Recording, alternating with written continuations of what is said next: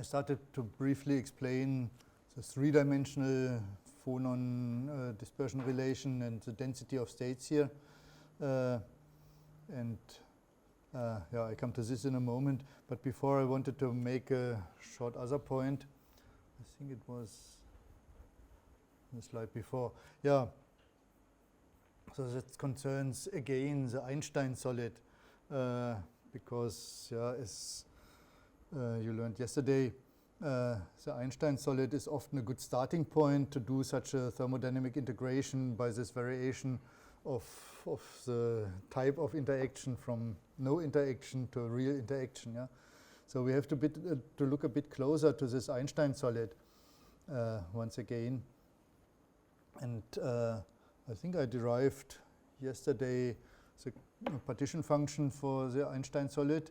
And from this you easily get the free energy. It's, what is it, nkt minus nkt logarithm of z.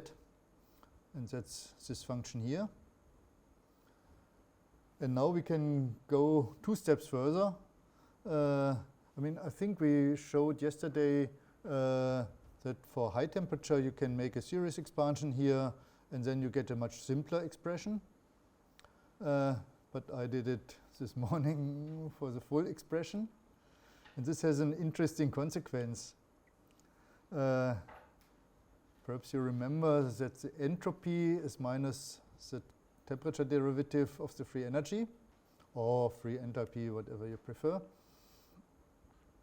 I did not write it down here. I have it here in my notes. The expression is not so nice. It's a bit lengthy and lots of possibilities to make mistakes. But then from the entropy, you get the specific heat. I mean, you remember perhaps entropy, or delta S is delta Q over T. So taking the time derivative of entropy, you get the temperature derivative, you get the temperature derivative of the heat contained in a solid, yeah, and that's what we call the specific heat. No? So if you take the temperature dependence, the temperature derivative, I did not note all the intermediate steps here, of S and multiply it with T, that's the specific heat. So that's what I did here. So you take 2 temperature derivatives of this term here. And you also see by taking already the first temperature derivative that this term here disappears. Yeah? And I said these are the 0-point fluctuations. So they do not contribute to the entropy, even that there is some, so to say, uncertainty. Yeah? But that's not the uncertainty we use in entropy. Yeah? It's just, so to say, a 0-point or so, yeah, of the free energy. So if you do that, and then you take the second temperature derivative, you end with a, again, not very complicated function. Yeah? That's the specific heat of such an Einstein solid. And I plotted this function here on the right side. I use this h bar omega e over kt as the argument here. That's what is also inverse. So that's more or less, it's a temperature scale. Yeah? And up here, I plotted CV, and here I wrote divided by 3R. And if you look here we have NKB. And if we take 1 mole of atoms, that's the Avogadro number, Na, and Na times the Boltzmann constant is just the general gas constant. Yeah? So that's this R. And you get this nice function. And 2 points are important here. First of all, I stopped here this calculation at 1.5, but if you go to even higher temperature, you see it approaches a value of 1. And this is probably known, the specific heat of solids under normal conditions is just 3R. Yeah? So 24 joule per mole in Kelvin, roughly. Yeah? So that's the first important fact, and this nicely comes out here.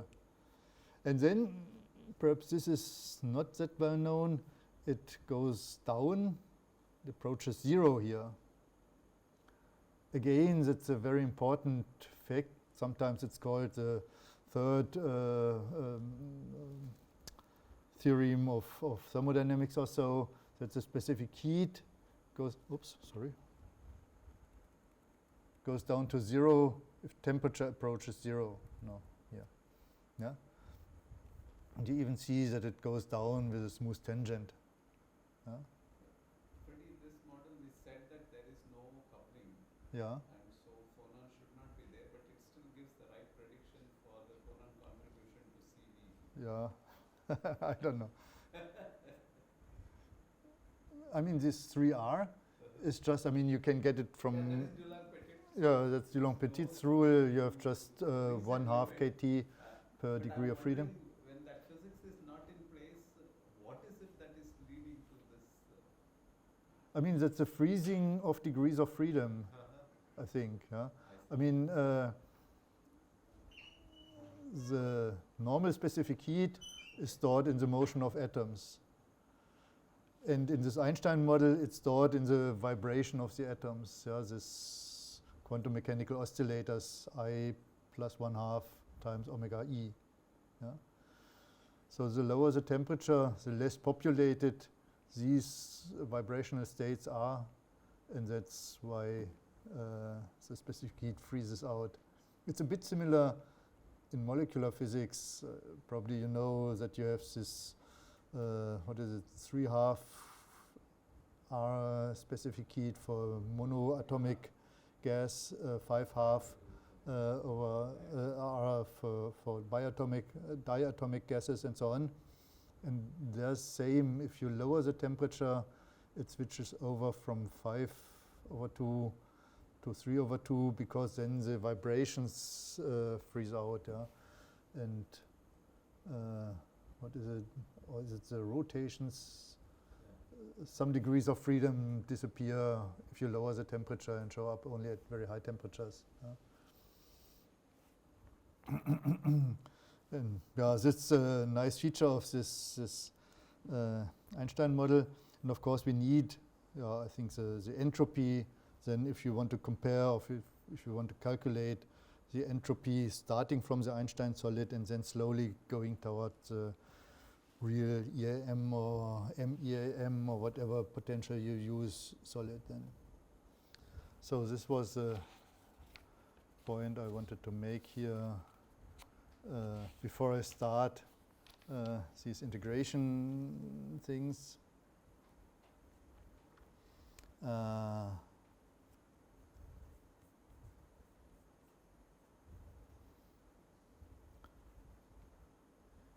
Yeah, I think on the next slide, no, here not. Oh, yeah, here. But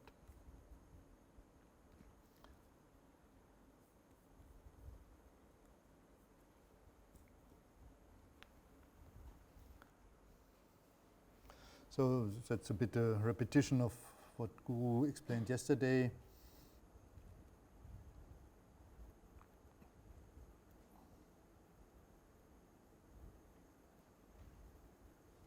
But I want to explain another method to determine these free energy.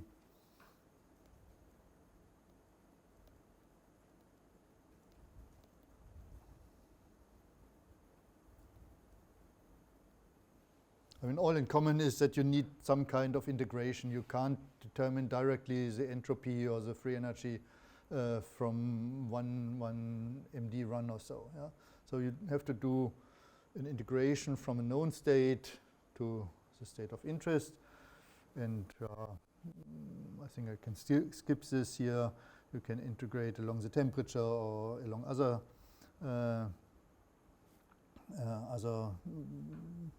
parameters or state variables.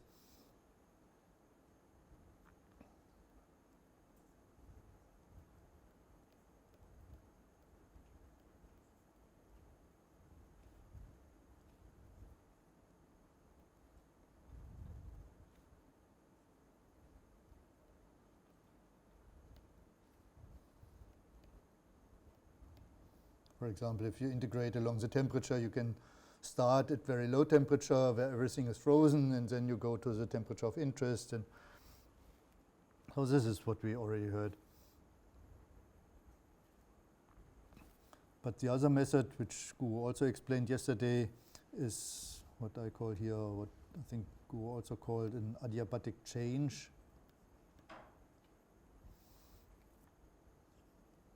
Of the potential.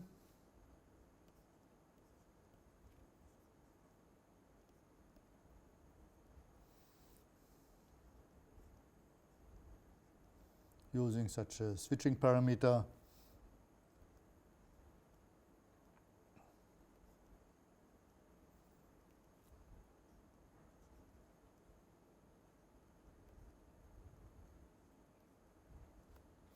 So lambda goes from 1 to 0, from 0 to, oh, sorry, this is,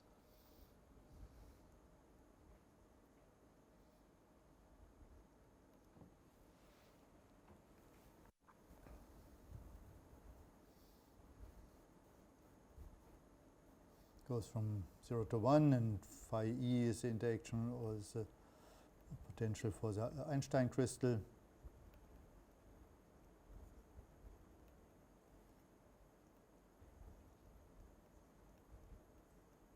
And phi s is the interaction potential we really use.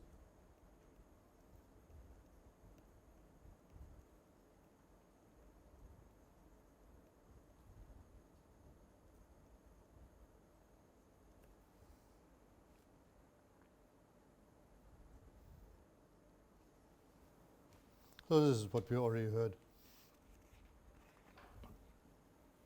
Now I want to show another method to evaluate this data, yeah, which is called the method of overlapping distribution.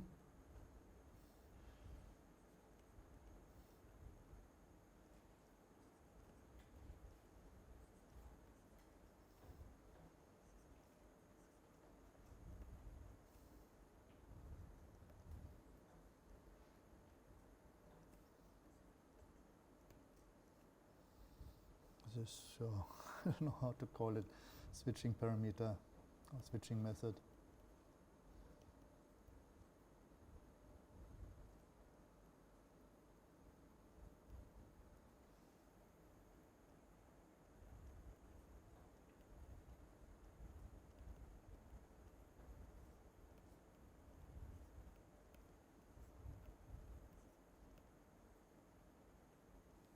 Why the method has this name, you will see in a moment.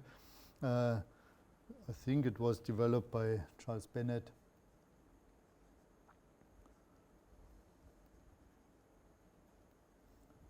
In the 70s.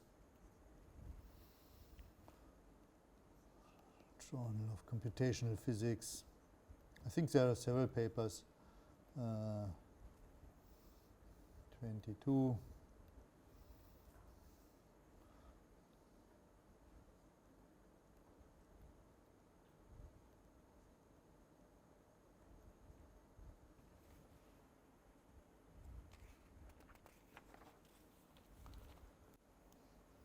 So to see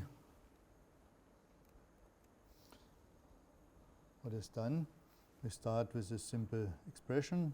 Free energy is minus kT ln z. So if you have two different states, F1 minus F2, at one temperature, so just the ratio. So if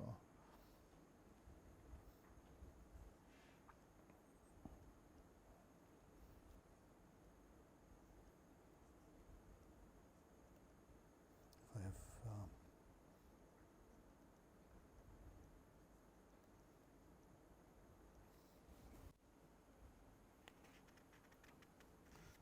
and I mean, to guide you already in the right direction, this would correspond to systems at the same temperature, but with different interaction potential, with different Hamiltonians. Yeah.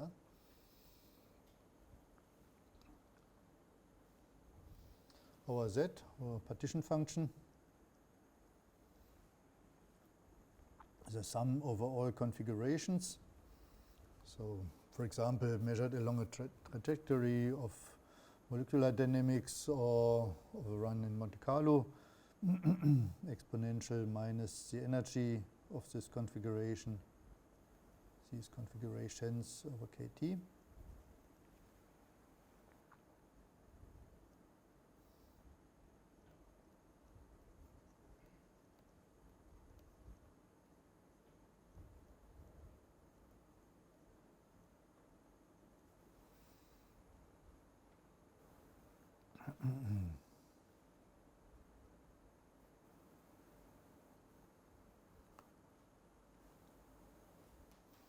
One could write it, this sum, maybe don't write it this way here.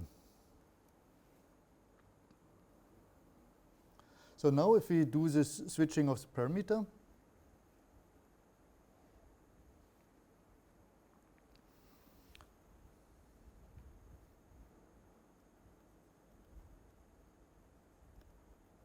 our switching parameter from lambda 1 to lambda 2.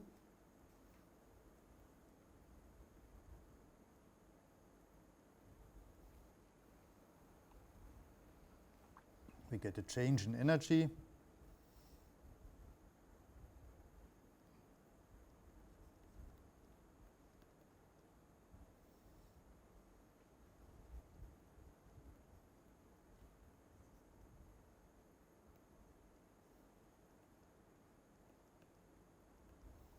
Delta E,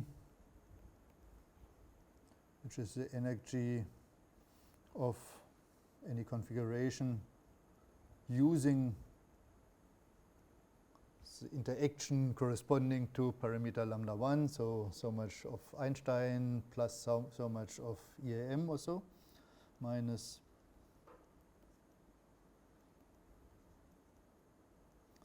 Z at lambda 2.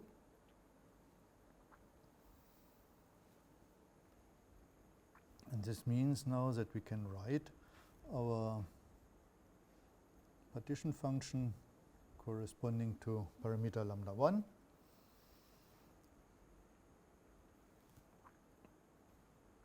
divided by the partition function at parameter lambda 2.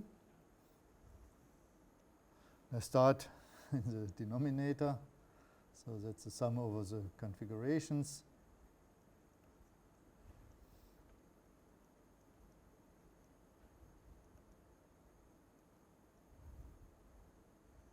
Divided by kT.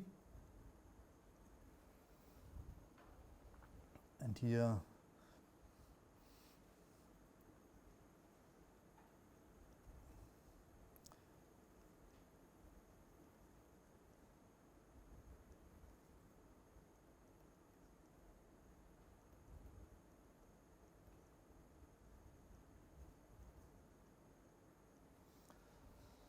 that's why I made a long line here.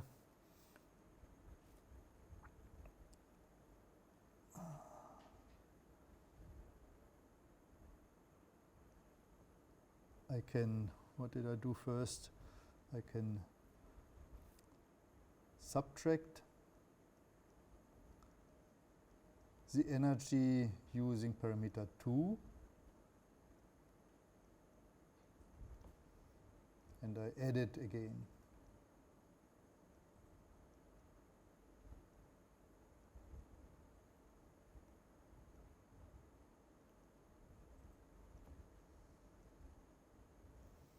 So it's just a change of nothing. But what does this mean? I can write it a bit differently.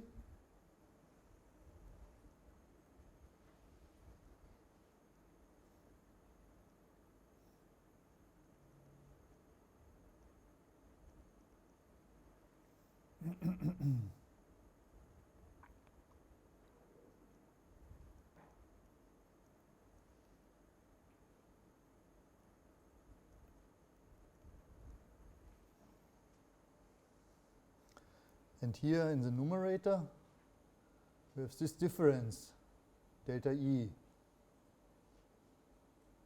So that's exponential minus delta E over kt.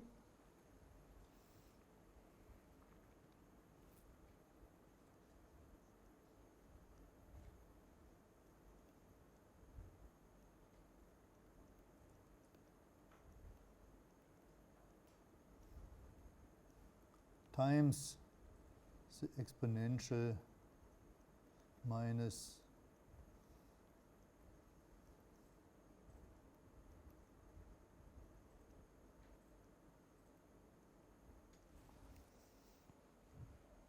so my line is even a bit too long here. So and what is this term here? With a function, multiply it with this term here, sum over all configurations, and divide by the sum over all configurations. And this is nothing but the expectation value of this quantity here.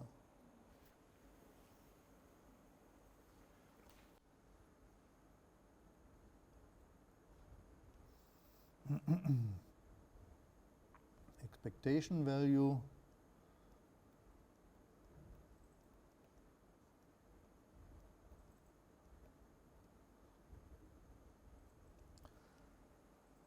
taken in a simulation using this parameter lambda 2. So this is one side, yeah. And the other side is, we have it somewhere here. If it has this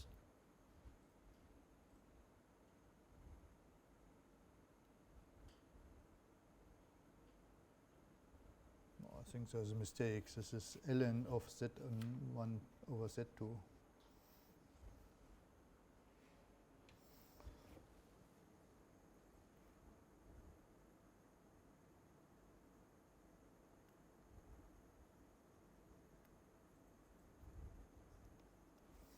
If we have this ratio, takes a logarithm, we get the difference in free energies.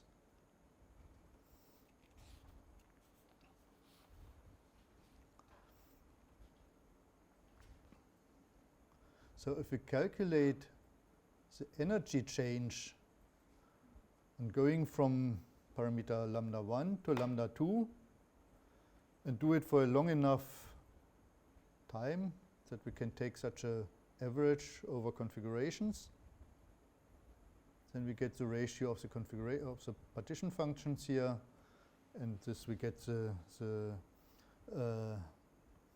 logarithm of the free energy. No, the logarithm, taking the logarithm, we create the we obtain the difference in free energies. This is called single-sided averaging.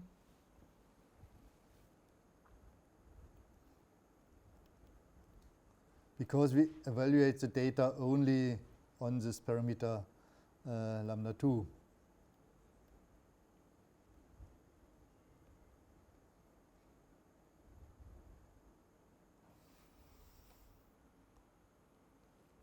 One can do it even a bit better. If we are single-sided, we can do a double-sided average. I mean, here we evaluate this ratio of partition functions on the ensemble using the interaction lambda 2. Yeah? But at the same time, in order to get these differences, we also have to run it with the parameter lambda 1. So we have to do always 2 runs with lambda 1 and with lambda 2. But in a way, we throw away the results from this simulation with lambda 1, except that we use it for the delta E. So we can, I will not show all the details here. One can do this double-sided averaging, where you exploit both sides.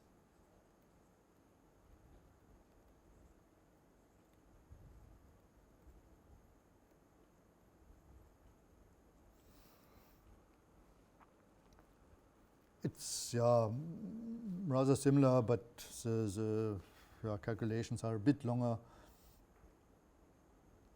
You can show that the probability to find a certain value for the energy difference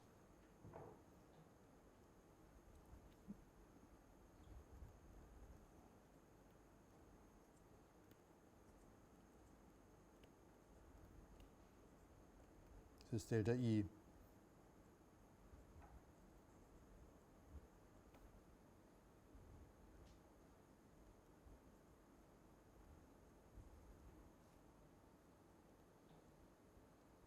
This energy difference can vary. So this P1 of delta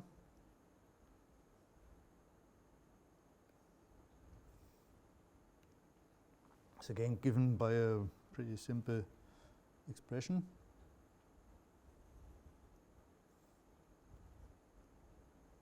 And that's where this name comes from. So we have a delta function.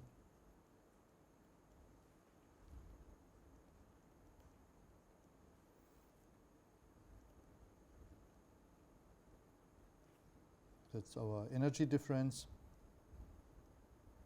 No, not C1. C, comma, lambda 2.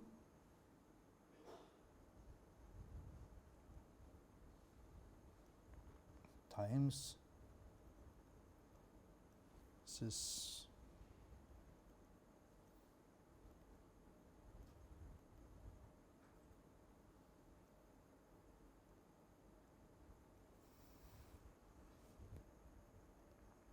divided by the partition function.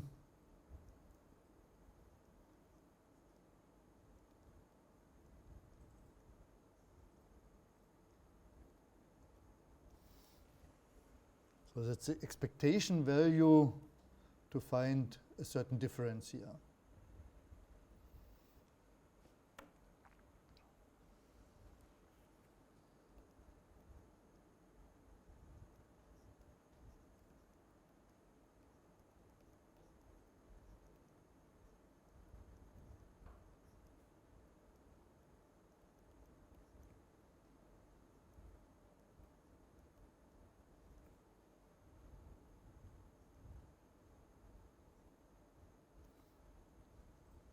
On an ensemble using interaction lambda 1, and the same for lambda 2.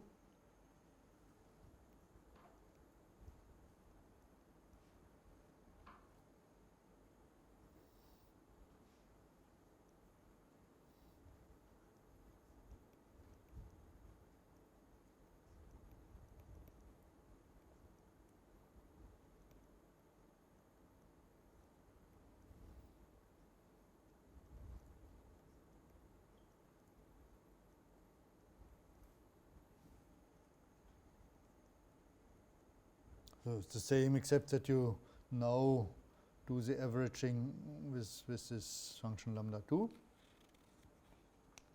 You can now form the ratio of these two.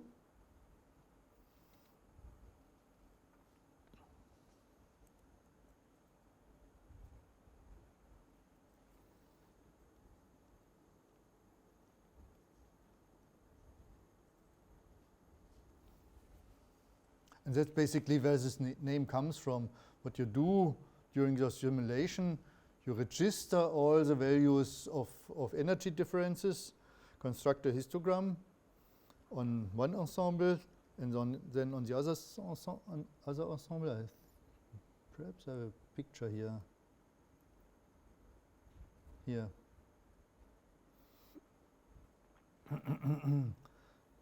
So you run your computer here, that's just for two values. Lambda equal 0.4, lambda equal 0.5. This is this case of tungsten. And for the vibrational entropy of vibrational free energy, you get such a distribution of energy differences here.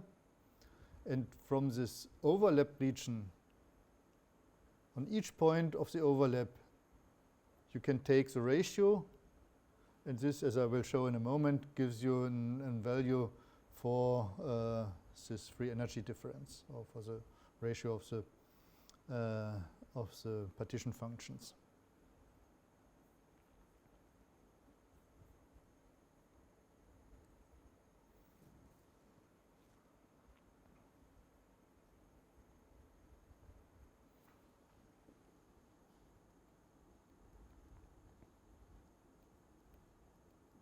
So you can do this for each value of delta where you have sufficient overlap of these distributions. So if you write down all these terms, maybe I skip a few lines. It's nothing very deep. The final result is that this is the ratio of these two partition functions times the exponential of this energy difference over kT. And from here you get the delta F between these two lambda values, and then if you started from a known lambda value, lambda equals 0, the Einstein solid, for example, then you can slowly go to the real crystal this way. The advantage is that for a set of simulations you exploit or you use much more data as you would do in the single-sided averages. Yeah? Here you just use one value, here you use more or less the whole set of values. Yeah?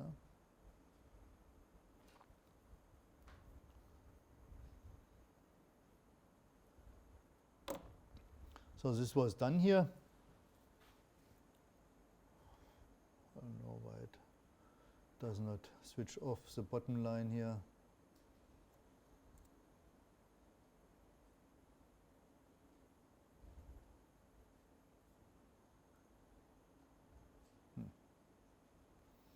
Likes to keep it, I don't know why.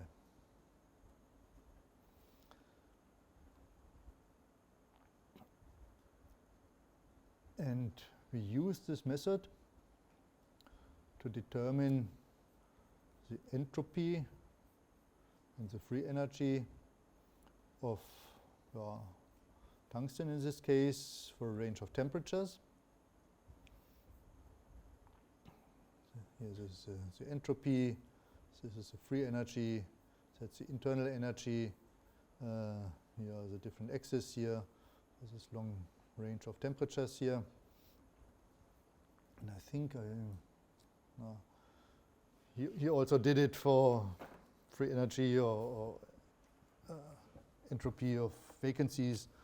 I did not put it here. So that's where you can use this kind of integration method to determine physical values, which you can then compare with measured values. Yeah, for example, to obtain the specific heat here from this entropy curve. I'm not sure, I thought I had no, I did not put it in here. So yeah, you can obtain many different interesting functions or interesting quantities from such an integration. One further point I wanted to briefly explain here, very short, is until here we had two types of interactions. We had the Einstein solid, which is a very simple one, and I mean it shows still some nice features, but it's not very rich.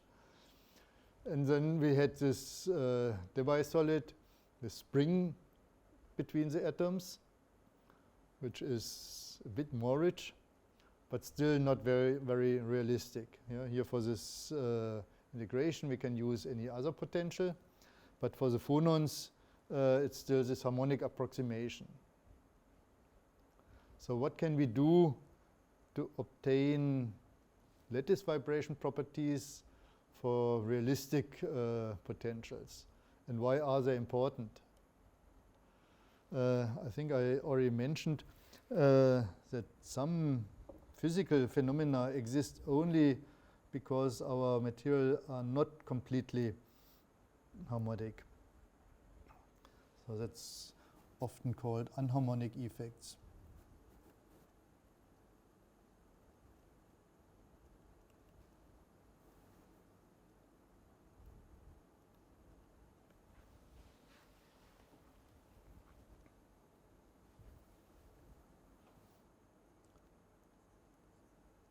So basically it means lattice vibrations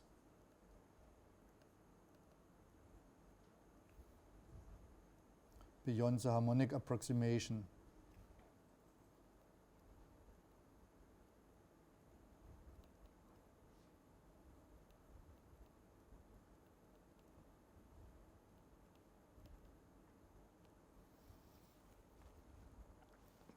One I already mentioned, this is thermal expansion.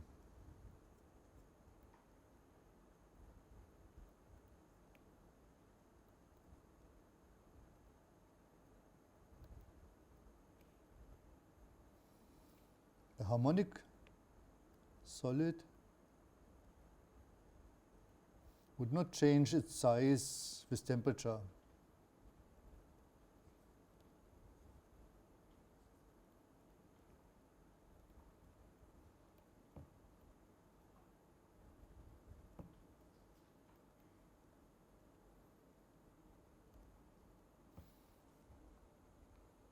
I already mentioned this fact. Yeah. If you are in such a situation where the potential is symmetric, as harmonic potential is, the probability to expand is the same as the probability to compress. Only because nearly all realistic potentials are steeper on the compression side as they are on the expansion side. Then if the atoms start to vibrate, they vibrate more to the right than to the left. Yeah? And this is what we call thermal expansion. You know of solids which have a negative coefficient of thermal expansion?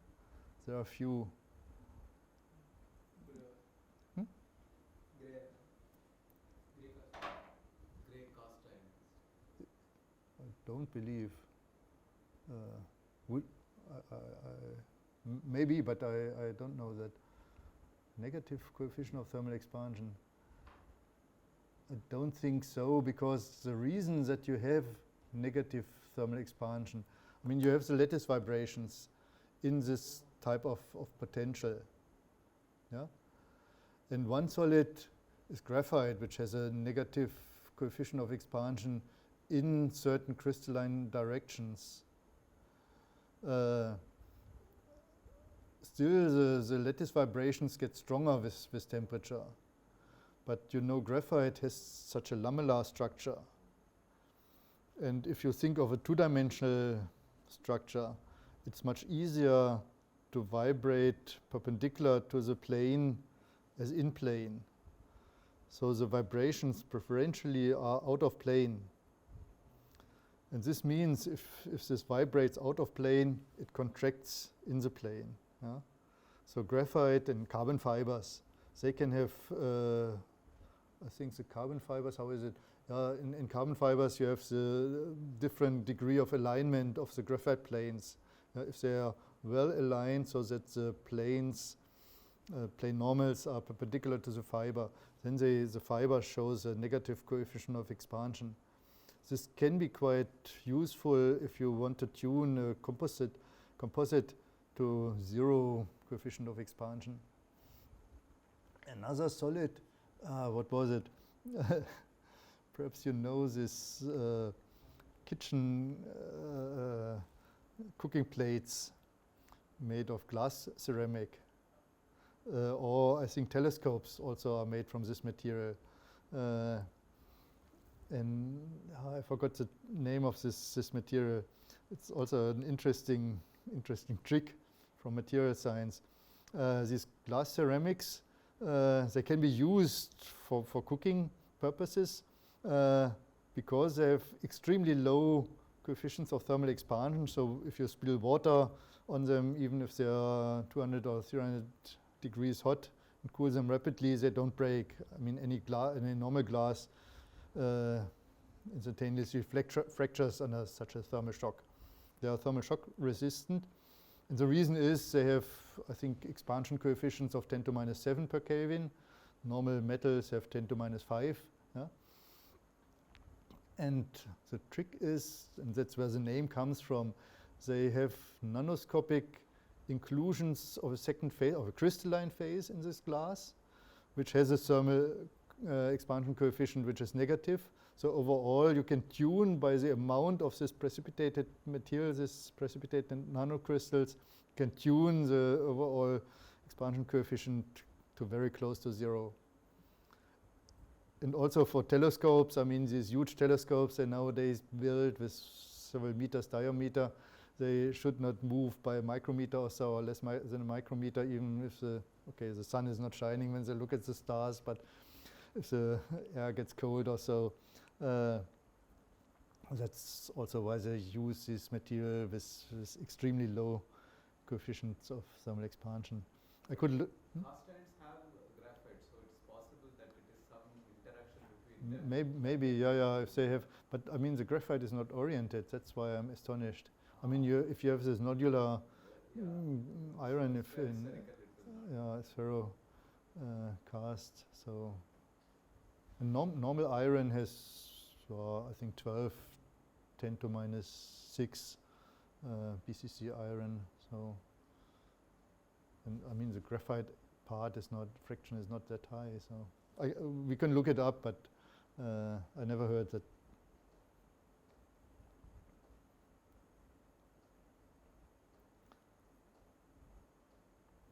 So, where is it? Here. So the thermal expansion is the most practical part where the anharmonicity comes into play, but other effects also rely on anharmonic effects. That's heat conduction.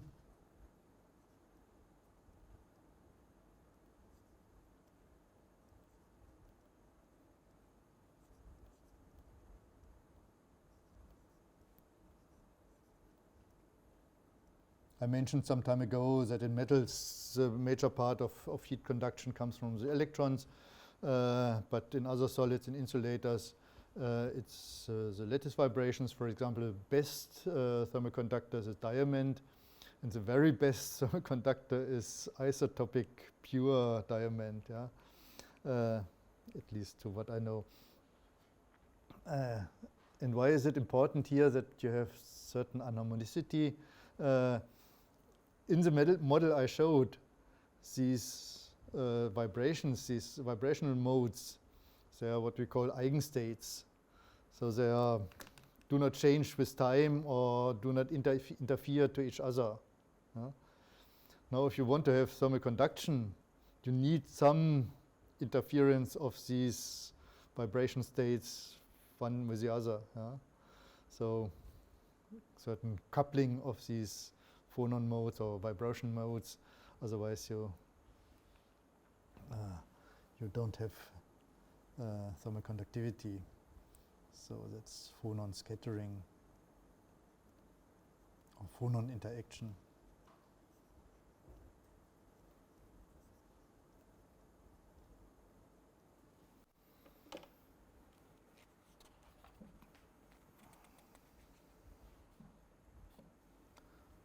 Look into my notes. Yeah, and how can we tackle this? I mean, we can't obtain such nice phonon spectra here. In principle, they do not exist for an anharmonic crystal. It makes no sense to define such a nu of omega. Still, nu of Q here. Still, you could measure them, and I mean, these real measurements, they of course are for real crystals. But what you can do is to determine this density of phonon states. And this is done, I have to find my notes on this. This is done with a simple mathematical trick.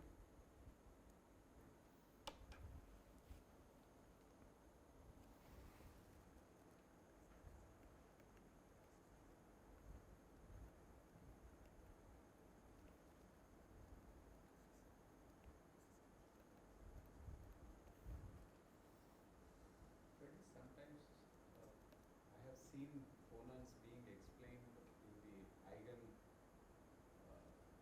problem language, Yeah. saying that there are infinite degrees of freedom and they are Hmm. described by this phonon Right. mode. So they Yeah. are.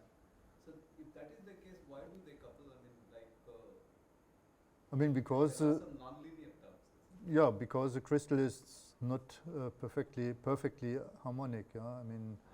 So So it's not and strictly true that they are all independent and they can right. be Yeah, yeah. I mean, completely. and this becomes stronger and stronger with raising the temperature, because if you go up in temperature, the vibrations have larger amplitude, and then these anharmonic effects get stronger and stronger. Yeah? And I think one cannot determine dispersion relations at finer temperature, so to say. Yeah? I mean, what I showed is always at 0 Kelvin, in a sense, or at very low temperature.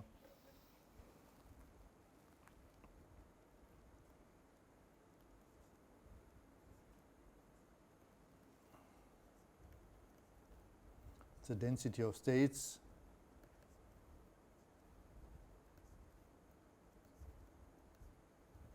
This d of omega. And this can be obtained by a strange function.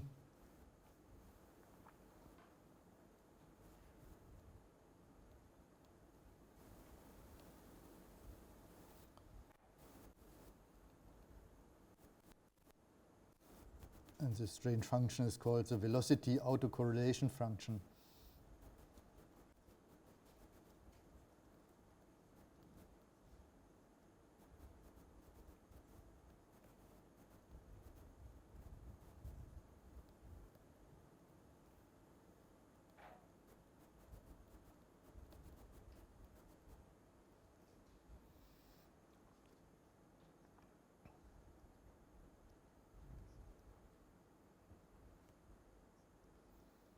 What is an autocorrelation function, or a correlation function overall?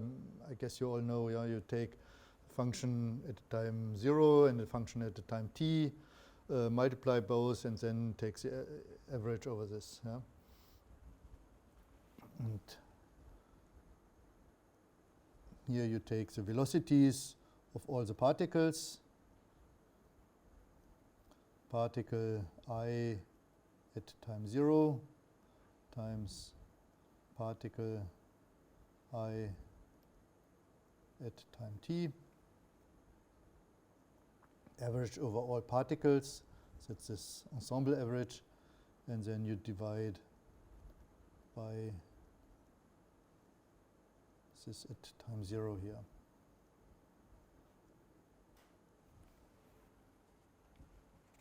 These are the velocities of all the particles, Vi at t.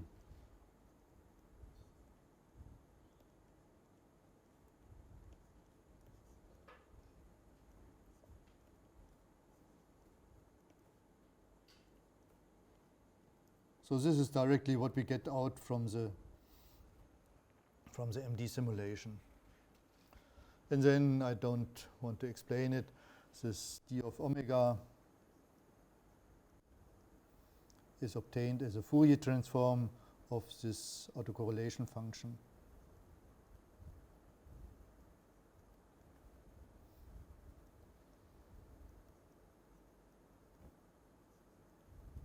In principle, for time 0 to infinity, of course, you have to do it over a limited set of times.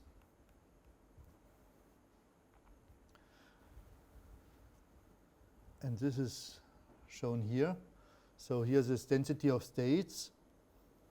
This dark line is in the harmonic approximation, and the other lines are for higher temperatures. And you see that the deviation is, I think here it's a 2500 Kelvin tungsten melts at 3000, I've got 3600 Celsius, so nearly 4000 Kelvin, so we are still far from the melting point. And you see here the temperature effect, that this phonon mode gets much more pronounced, and this broadens with increasing temperature. Things like this, yeah. And I thought I had, oh yeah, here. Here you see this coefficient of thermal expansion for tungsten, using this potential here. I think one curve is the lattice constant, the round the spheres here, and that's the expansion coefficient.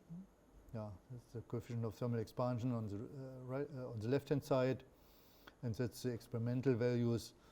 It's not a perfect fit, but reasonable, I would say. Yeah. This can be done only using these real, these anharmonic effects.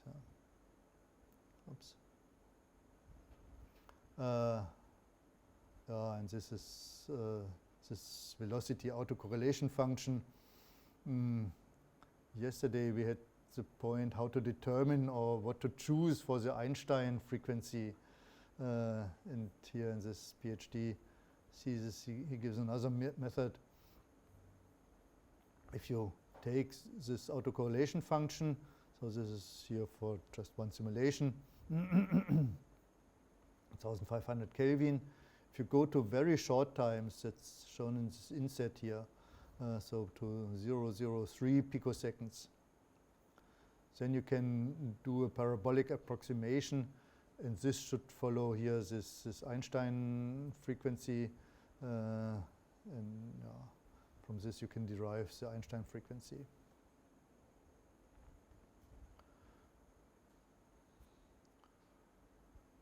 Yeah, I think this is here the plot I already showed. I think I stop here about the phonons. I hope I have nothing forgotten. Just to show you what else you can take out from molecular dynamic simulations. For us, I would say the most important part, I mean, except if you are especially interested in phonons, I did not mention this. The phonons, of course, also gives you the velocity of sound. Yeah? This dispersion relation here, the slope here. This is the velocity of sound for long waves. Yeah? The derivative d omega dc is the velocity of sound. And then at these points here, you have a decreasing velocity of sound, standing waves. So this is one thing, but more important probably are these contributions to entropy, which can be pretty high. Yeah? So the vibration entropy is, at least at elevated temperature, an important contribution to the overall entropy.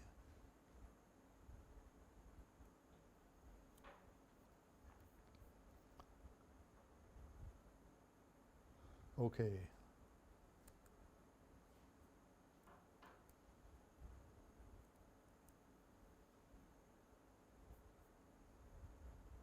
Shall we directly continue with the next chapter on diffusion, or do you want to make a break? Do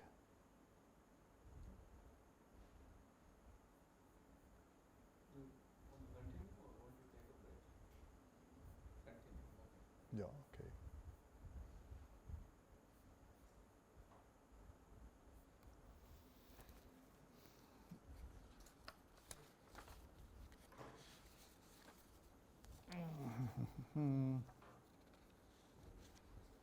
I think this chapter is shorter.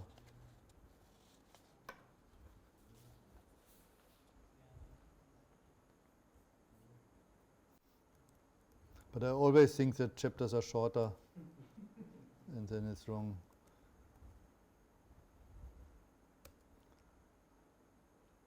But basically, this chapter is more on the towards the application of MD, not that much basics. I mean, the basics of diffusion are very simple, so I think I don't spend much time on that.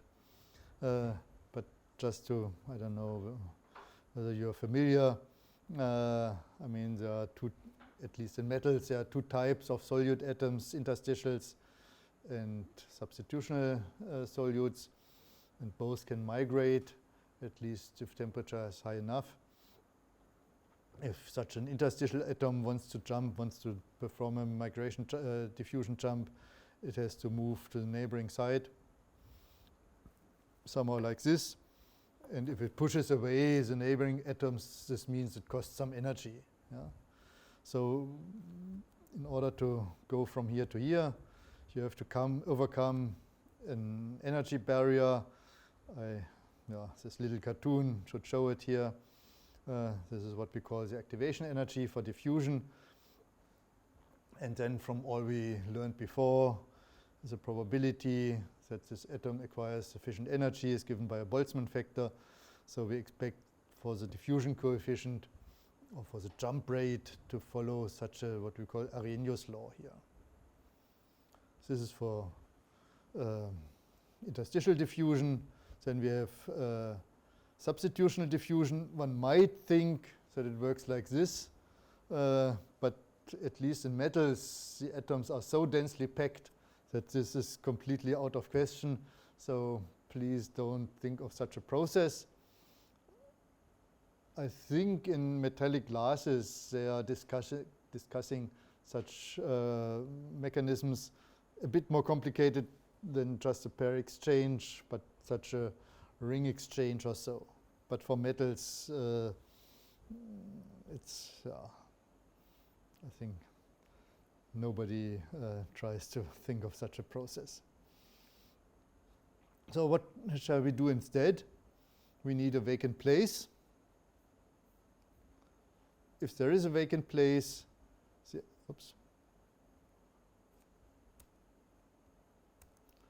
again I have this strange phenomenon that it does not jump forward, only backwards.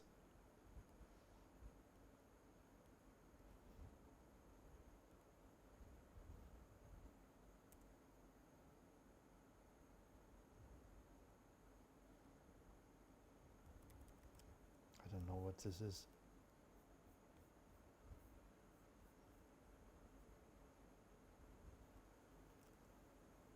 Maybe I should close it again and open it. Sometimes it helps. This is a typical Windows method. Close all windows. If your car does not run, close all windows and restart it.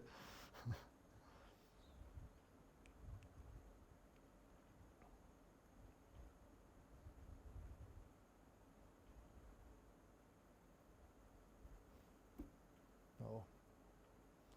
Okay, I don't know why it does not like to work as it should. But anyhow, I mean, we can discuss this slide here. You need a vacancy for such a diffusion jump. And the probability that you have a vacancy in your crystal is again given by it looks like a Boltzmann factor. Yeah. But it's because the vacancy adds a huge amount of configurational entropy. Then you can go through this calculation, and since the concentration of vacancies is pretty low, you end up with such an approximation here, or with such an expression here. And by the way, Guru mentioned, or I as well, that normally we say the vacancy concentration at the melting point is about 10 to minus 4. It can be seen from this equation here. As I said, the energies are about an electron volt. We will see, and as I said, all energies are an electron volt.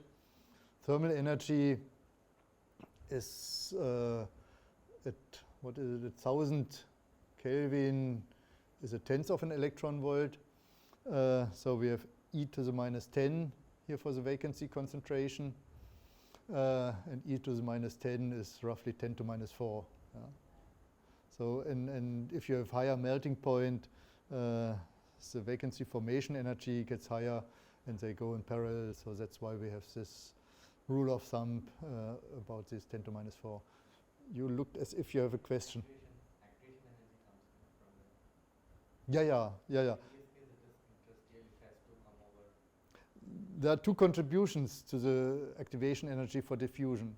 You need a vacancy, and then you have to overcome this barrier for migration, which is not working. I mean, this red atom should also jump into this other vacant side, into the vacant side, and push away the neighboring atoms. This requires also some energy.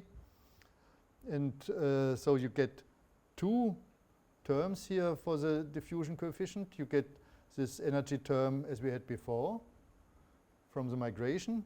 That's what I call VM for vacancy migration energy. And we have the probability or the concentration of the vacancies, which follows the same type of law. So if you bring them together, you get an activation energy for diffusion formed by two contributions, the vacancy formation energy and the vacancy migration energy. Yeah? And both are, I repeat myself, about 1 electron volt. So the overall activation energy for diffusion is about 2 electron volts in metals. I think the next slide shows this here. So here you see these activation energies. Here it's in kilojoule per mole. And I don't know whether you know the conversion from kilojoule per mole into electron volts per atom, which is something one should remember. It's 100,000 electron volts are 100 kilojoule per mole. So that by 100 kilojoule per mole is 1 electron volt per atom. Yeah. It's just if you put the Avogadro number and the definition of the kilojoule, or the value of the kilojoule in electron volts, then you get this conversion factor. And by the way, if any one of you is interested in electrochemistry, that's the Faraday constant, 96 point something, because the electron volt is just the charge of the electron. Yeah. So this 100,000. So if you want to have it in electron volts per atom, that's 1.2 electron volts here. For copper, it's this 2 electron volts, which I said, this 2 contribution. Aluminum, with its very low melting point, the activation energy is also pretty low, and here gold 1.7 and so on if you go through these values. Silicon is an exception, yeah, but and of course it scales a bit with the melting point. Another quantity which might be interesting, of course, here is a prefactor for the diffusion. I think the jump rate, yeah, for simulations, of course, is interesting. The jump rate can be obtained from the diffusion coefficient. I think we also gave this expression in one of the first lectures. It's given by the Einstein relation here. It's the jump distance squared over 6 times the jump rate gives the diffusion coefficient. So the jump rate essentially follows the same laws, exponential activation energy over kT. And sometimes it's also instructive. Here are the diffusion coefficients for a certain temperature, 500 Celsius, to have an idea about values here. If you use these diffusion coefficients, I did it here for copper and aluminum. I used this estimate for the diffusion distance, square root of 2 dt or so, for 1 hour. Here you have 17 micrometer, and that's something I always find interesting. Here at 200 Celsius, is it 200 Celsius? In 1 hour you have just 20 nanometers, so not very large. And this is what you can expect for any type of transformations. Yeah? How far can a copper atom migrate in an aluminum alloy to form a precipitate? Yeah? 20 nanometers, so it's not very far. And even more interesting, if you go down to room temperature, I think it's I forgot the value, but hundreds of an angstrom or so. Yeah? So the copper atoms at room temperature cannot jump, one would say. And they can jump because we have more vacancies as would correspond to this room temperature. That's why we have this natural aging.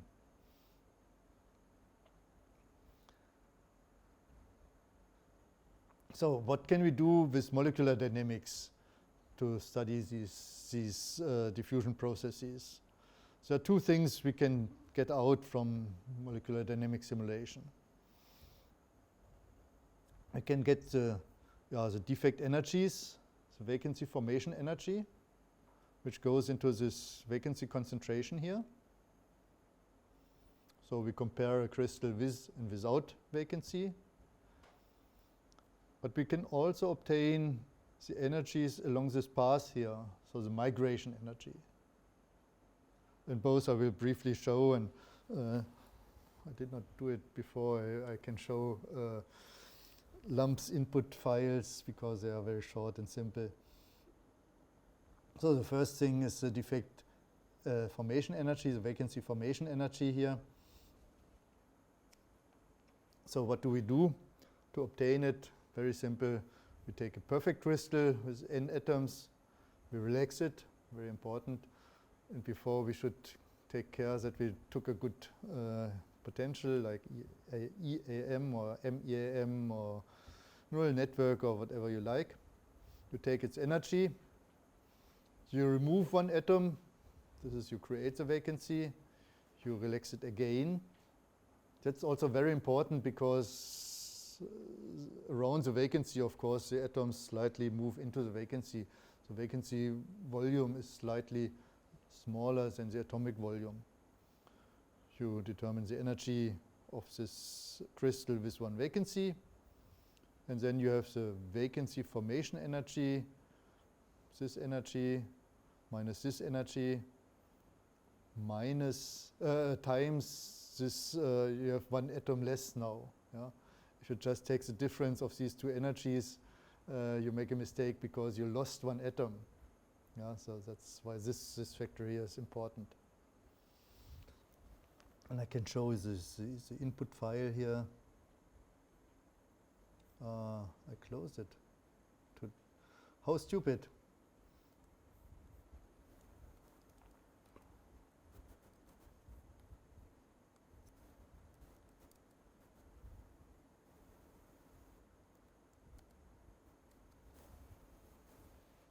Can you read this, or shall I make it bigger? I don't know whether I can make it. Oh, okay, this works.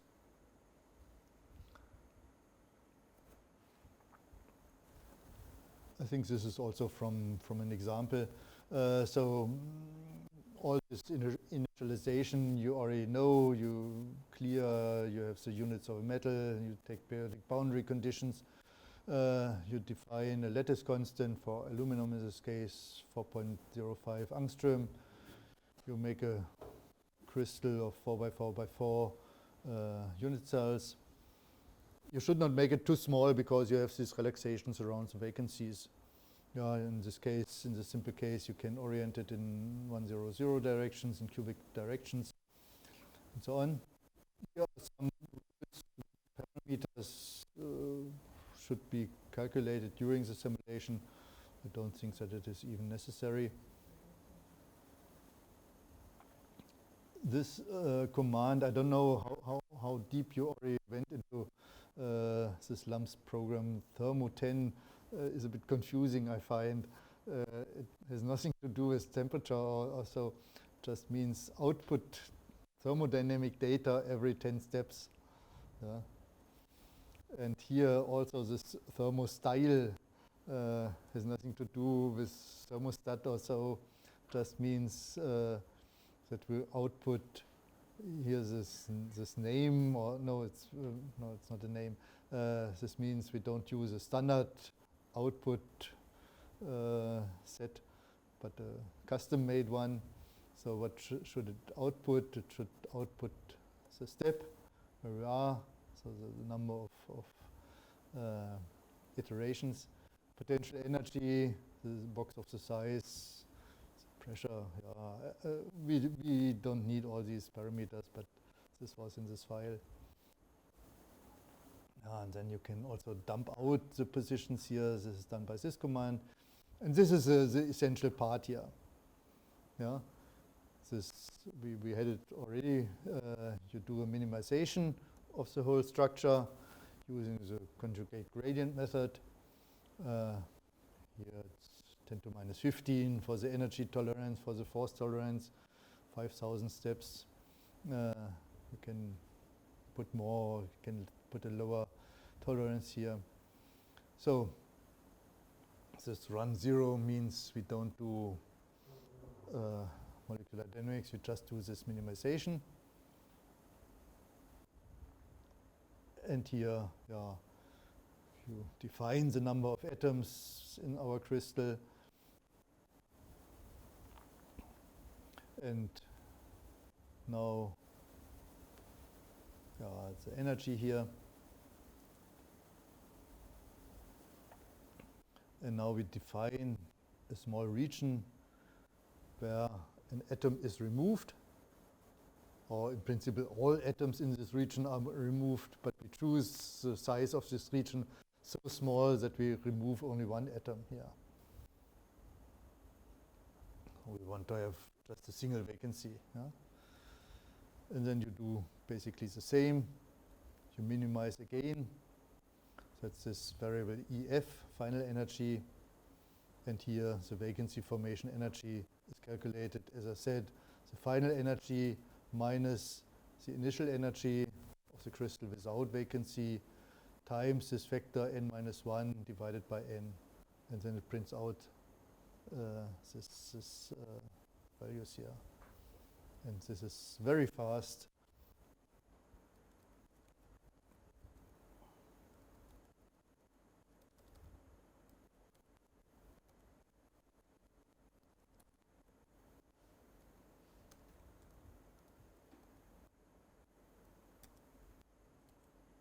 So we can run it, it's done.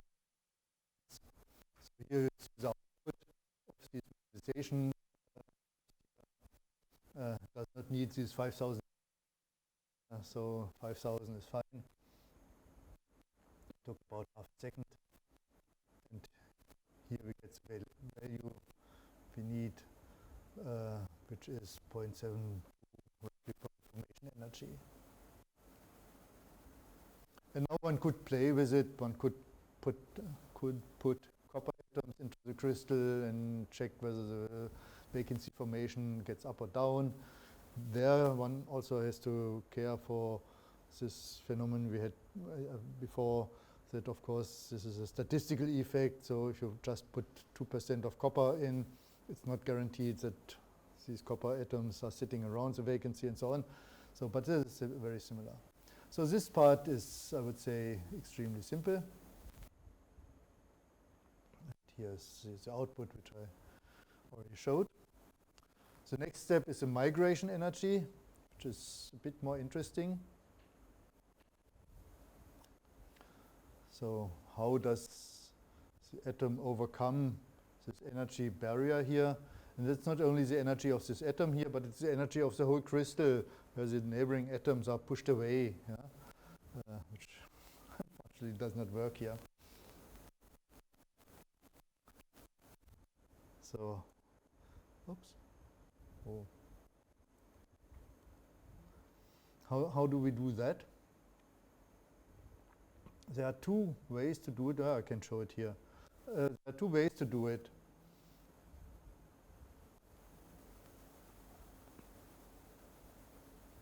I can just displace this atom step by step and measure the energy on each intermediate position here.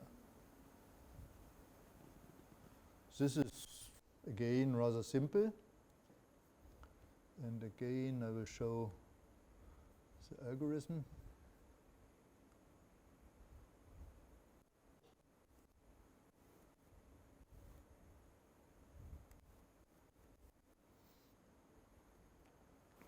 So what I did here, and when I learned a bit about the lump syntax here, the beginning is similar. We have our crystal, we define it, we put a vacancy in it here. So I define a sphere here of 0.3 radius, so that contains just one atom here at position 444, which is the center. I now use a box of 888 here. And I define the neighboring position, similar way here, region, I call this region shift, because this is the atom I want to shift. Here 4.5, 4, 4.5, 0.4. So this just on a vector 1, 0, no, 1/2, 0, 1/2 away from the vacancy. So it's a neighboring atom. So and I group this region, which is just one atom, into a group called mobile. And then I defined a region which I called NEI-VAC, neighboring atoms of the vacancy, which I make a bit larger. And similarly, I make a sphere around this migrating atom of radius 2. And I unify these two spheres, one around the vacancy, one around the jumping atom, into one bubble or so. Which I call NEI. And I have the rest of the crystal non-NEI, where I subtract these atoms in the group neighbors. So I have one group non-neighbors.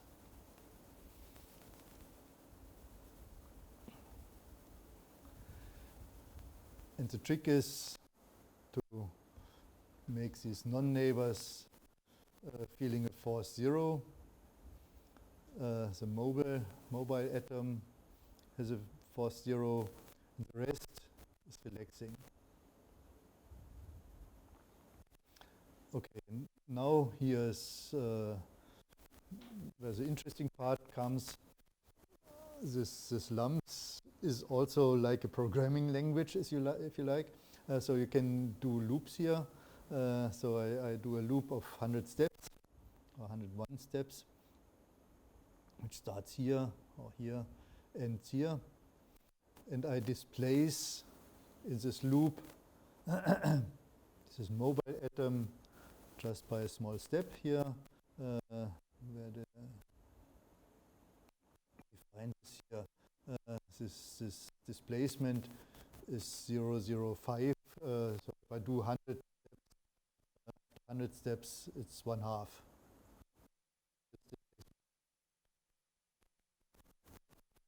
I do these 100 steps on this little path here. And that's all. I think we can again run it in a few seconds.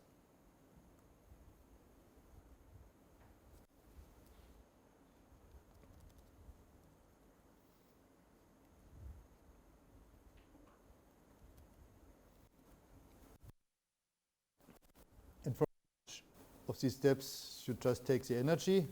I think I summed up the energy. It's done here by this thermo output here. So here you see this 100 steps on the way, and for each step.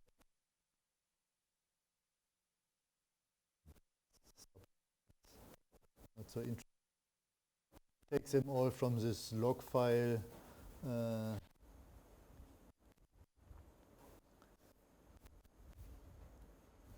And then you get such a graph here. So we have I subtracted the positional energy in this minimum. Any problem?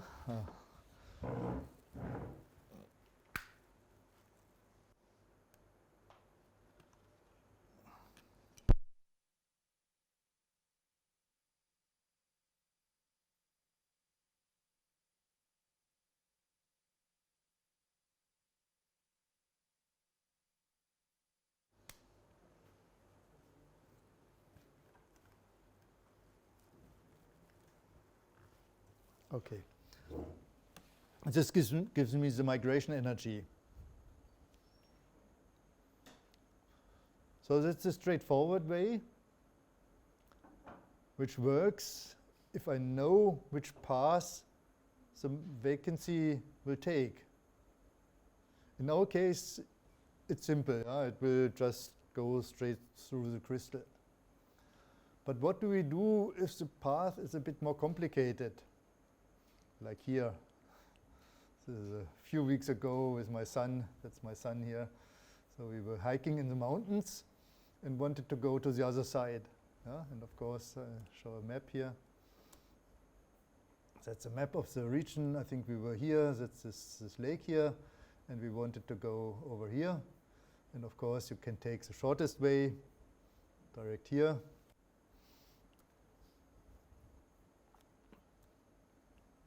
This way here. So we have a local minimum here. We have another local minimum here. And we have a nice connection. And indeed, we tried it first. Not the direct way, but nearly the direct way. So here you see a dotted line going here to this peak.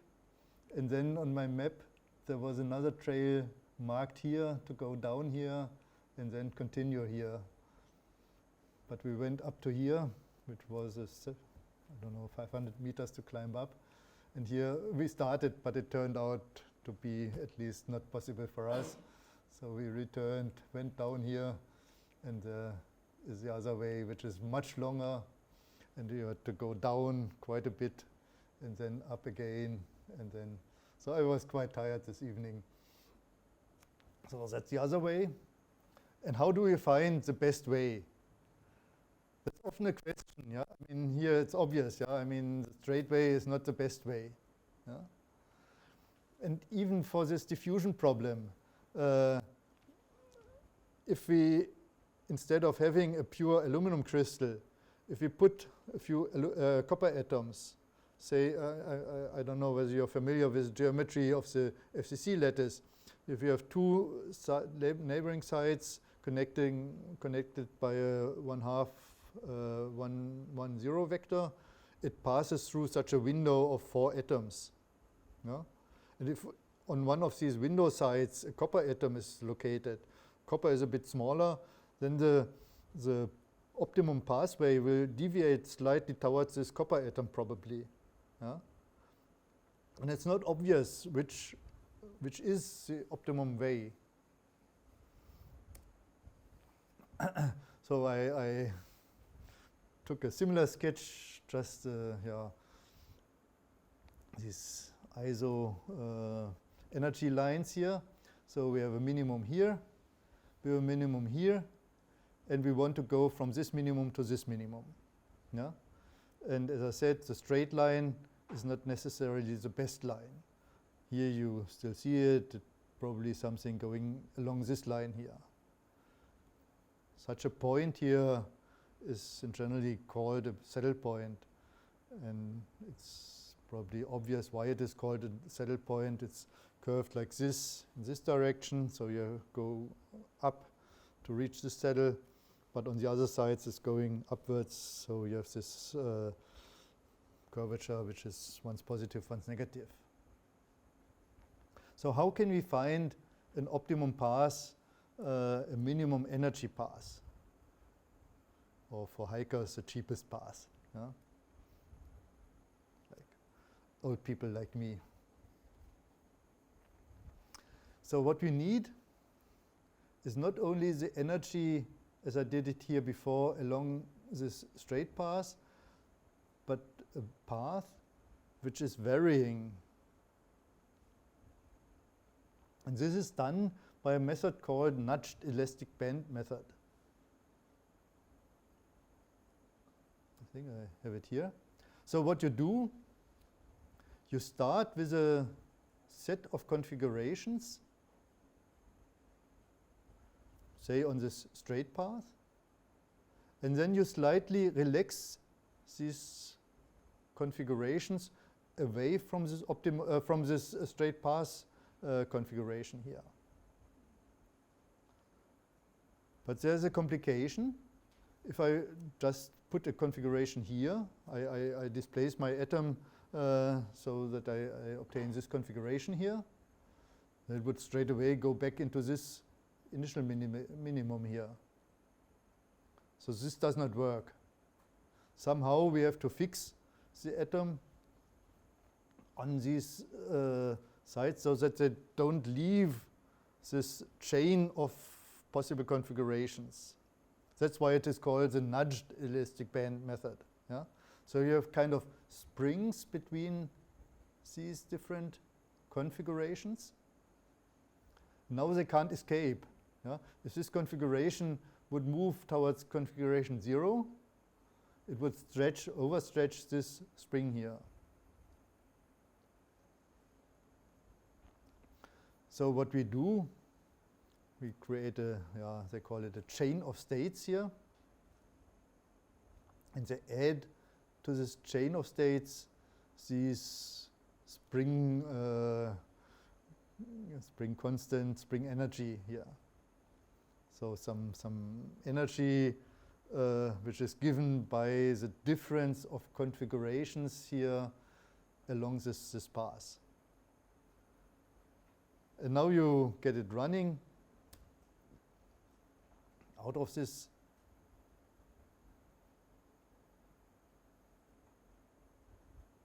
until each reaches a kind of minimum, local minimum, and that's the path we want to have. So that's the idea behind the method. What's that now? Oh yeah, okay. And I can show, I can first show sample run here, which just shows a diffusion on the surface. Yeah, I think it's a bit boring, and I did not understand this model very well. So I tried quite some time to get it running myself. I will show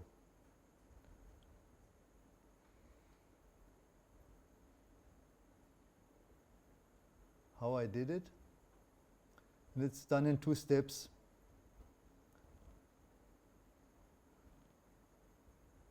I think I show first the first step and then the second step.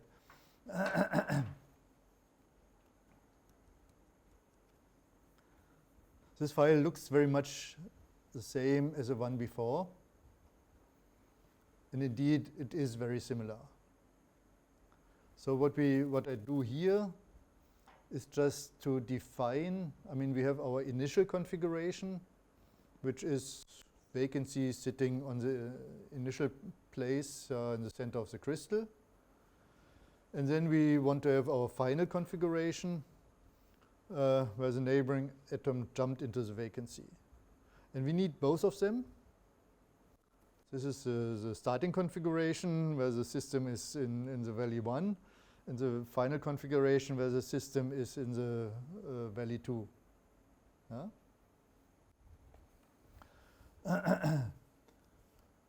And maybe that's even not necessary. So what I did here is just to use this final configuration where I shifted the atom by the full displacement here. So I moved it by minus 0.5 minus 0.5 here.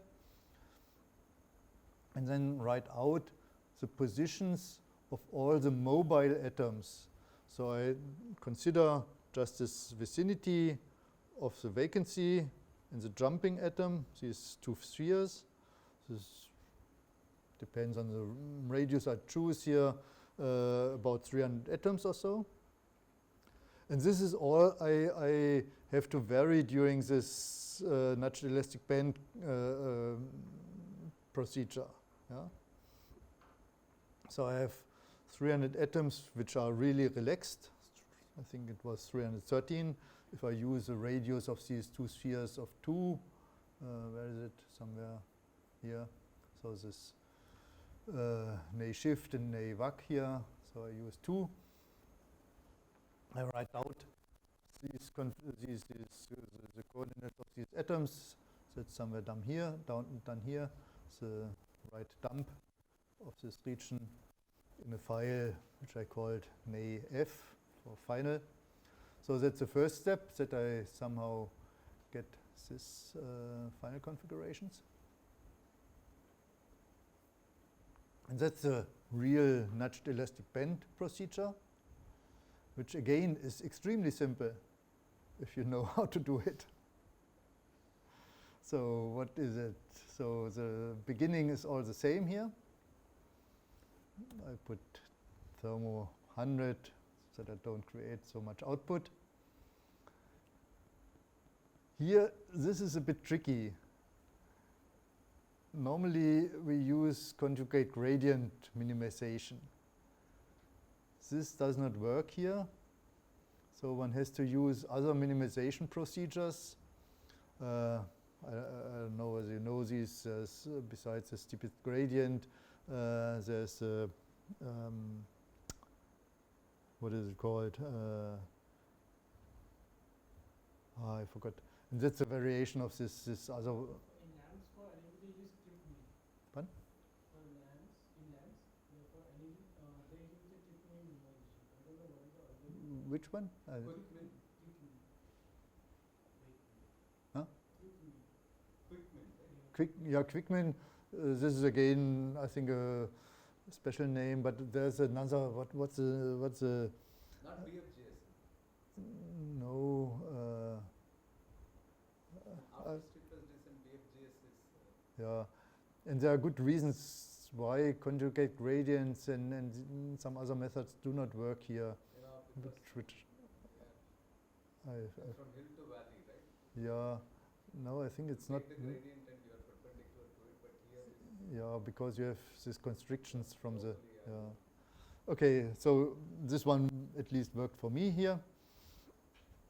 And again, you do a minimization. You should not go to too small tolerances. I think then it's either taking too much time or even not converging. So I tried it with 10 minus 10, and I think it even worked with 10 to minus 5 or so. I put the velocities of the surrounding atoms to 0. Here you can use a larger time step. This time step, I mean, we don't do molecular dynamics, we don't integrate, but we only do the minimization, so you can choose a larger time step here. And that's the final command here. I think there's one command before, here, this fix 4. This means that now you do this NEB, this nudged elastic band calculation, for this region which I defined, this Ney region, yeah, the two spheres. There are different ways to do it. Parallel and ideal seems to be parameters which work. I think there is, what is the other one? Is it? It's not perpendicular. And this parameter 1. Yeah, this, to be honest, I just put there, it worked. That's this spring constant between these different configurations. Yeah? If you make a larger number, they are stronger coupled. If you make a smaller number, you risk that it moves somewhere. I even don't know the units of this parameter. So, and I show the result in a moment. Yeah. And so this is how you define that you want to use this NEB calculation, that you want to do this NEB calculation. And here, I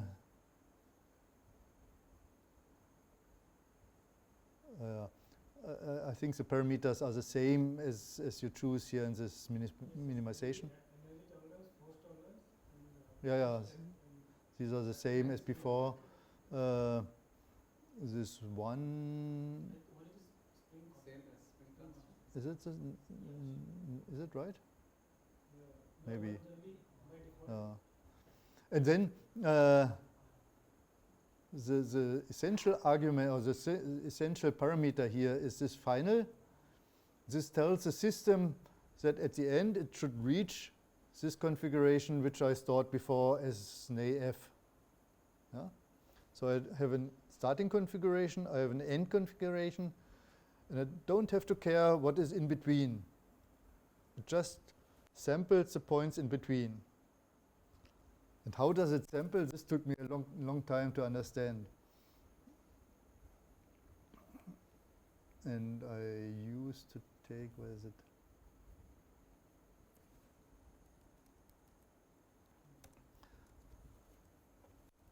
It's in German. I used to make little note files whenever I succeed in doing something or even if something is not working.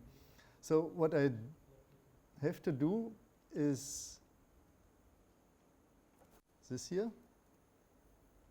I will explain, I will run it.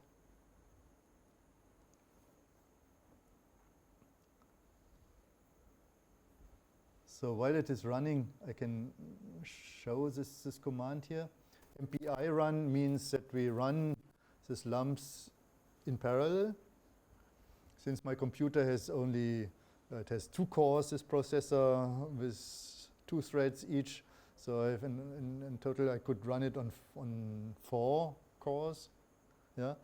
But if you have not a powerful computer with 100 cores, you can just use this oversubscribe. This means I take credit or so, which means now I run it as if I would have 8 processors. And each processor now runs with 1 configuration. 8 processors means my path between the initial configuration and the end configuration is divided into 8 different steps.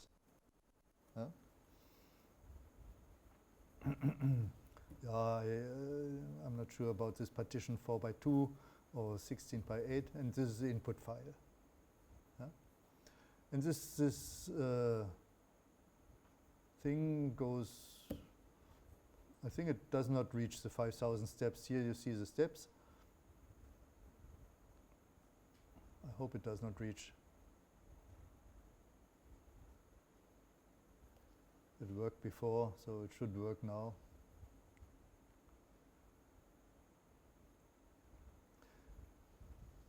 And basically it does it in 2 steps. I think I don't explain what it does in this second part of the steps. There's a further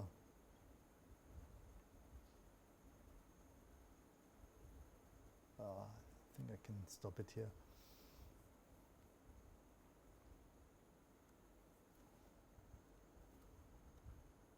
I can show here just this crystal which I used. This is my crystal. I cut it in 2 parts. And this is this region which is really relaxed here. In blue, this double sphere. So this is a recipe, how I do it. And here's the result. These little stars here, these are the results. In this case, I used 12 processors or virtual processors, and I connected. And this points here, these are the points from the static relaxation. And you see these results are pretty close to each other. Yeah? So we get these 2 minima. Here's a saddle point. But I did not have to choose the saddle point also. Yeah? And I did the same with different numbers of processors. With 16, it does not change considerably. Yeah? So this is this natural elastic band. And it's much more universal than this static displacements. Yeah? Most of it is done automatically, but it's a bit more expensive computer-wise. Yeah?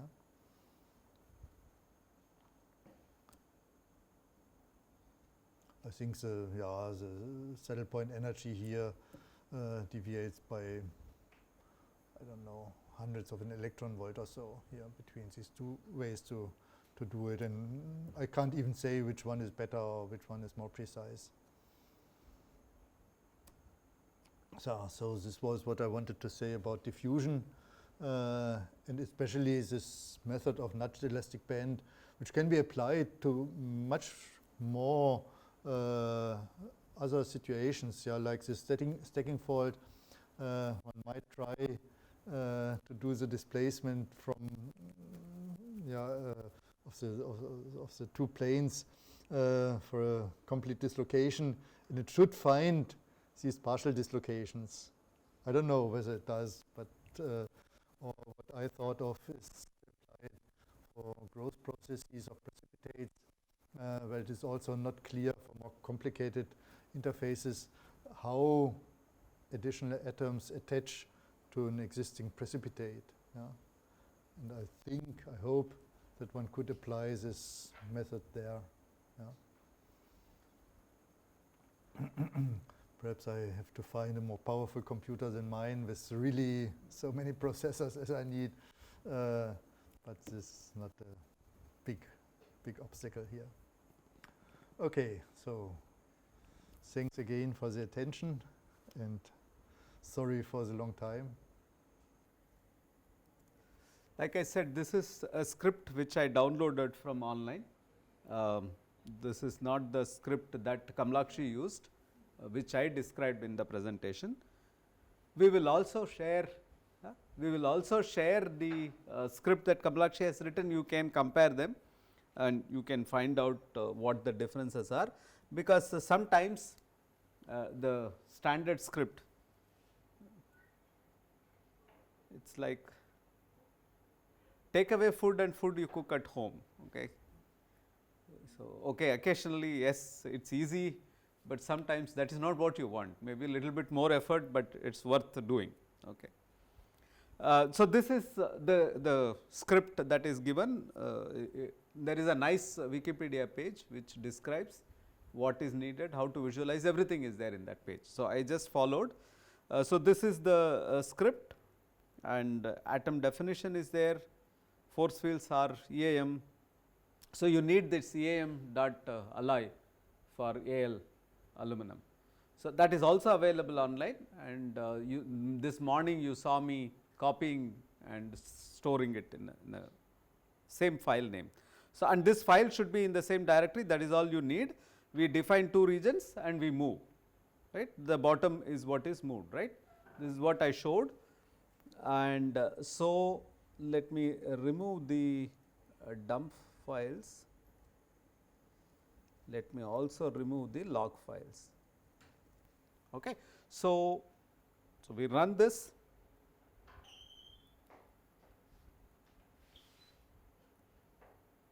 What happened?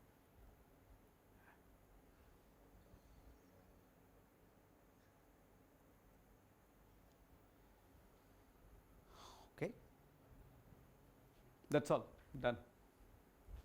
Okay.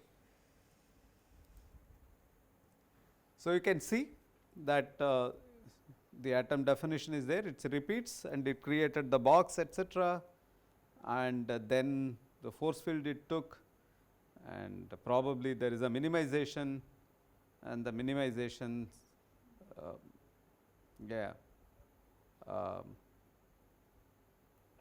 stopped at some point, and the stopping criterion is maximum force evaluations, which is not a good stopping criterion. I mean, it should not stop because it reached the maximum anyway. So, that is the and it completes. Okay. Yeah. Here we are giving the atoms either FCC or BCC. We are Because we want to create a stacking fault. if we take CFL directly XYZ file or CFFL, well, we are taking density function theory, we will take directly CFL, right? Here also we can take that? We can give the input confusion directly also. Okay. No, but for what? To create initial lattice, you are saying? Yeah, that you can read directly. You can, sometimes we do. Some of the simulations, if you want to do on the same configuration and you have some aluminum distributed in a particular fashion, and every simulation should be done on that configuration, you can directly read the initial configuration. But after that, what is done, that movement, that has to be done in the code. Okay. Yeah. Okay. So, after this, to visualize this is why we need OVTO, and like I said, I have loaded OVTO. Okay. So, where is OVTO? And the way to visualize, okay, so this shows particles, and you can also show the forces, and you can see the top, front, left perspective, all views are available. So, what we want to do is that I do not know how many of you want to load OVTO for yourself. If it is Linux, then we can help. Mohan, Sushil, Nagarajan, Subhash, any of them will be able to, because that rather standard. You unzip and you make, and there is a build directory and you make, and then just in the bin you will find this thing. The second thing that we want to do, which I am not going to do today, but I am showing you, is that you can do more things with Ovito, including, like for example, this morning I showed that there were green and the stacking fault was red and so on. And in the other presentation you will see that we mark the partials, we mark the junctions, we mark the stair rod kind of dislocation structures and so on. So, you can do lots of analysis using Ovito. So, we need to do that. I mean, till now we have not been talking about the visualization and the subsequent analysis at all. We are just talking about basic things. Next week, apart from Monte Carlo, this is also one of the key things that will be done. So, I just wanted to show that you can, I mean, you might be wondering, you might see this kind of figures in the presentations and in papers. So, they are all mostly produced using. So, in our group we typically use Ovito and ParaView, and ParaView for mostly for phase field that we write VTK for ourselves, or Nagarajan writes when we write our own code and when we use, but Ovito works very well for lamps. Okay, so this is just a couple of comments, a continuation of whatever we did this morning. Let me now go to the other presentation I had for today, and we will stop at whatever point you want me to stop. Okay.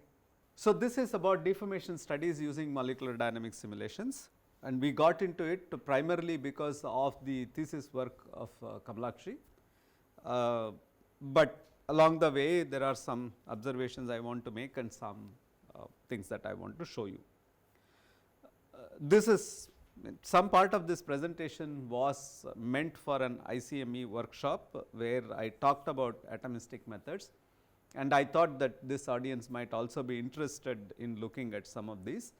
And then I will show some applications or uses which are mostly from the LAMPS website itself. I just want to point out, and then we will talk about deformation in copper aluminum alloys, which is what we started with this morning.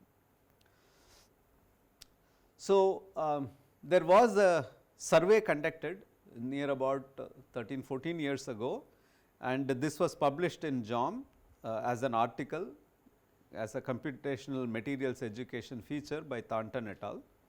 And this survey is based on US and both employers and the academia, and academia meaning that wherever they had an undergrad program in materials.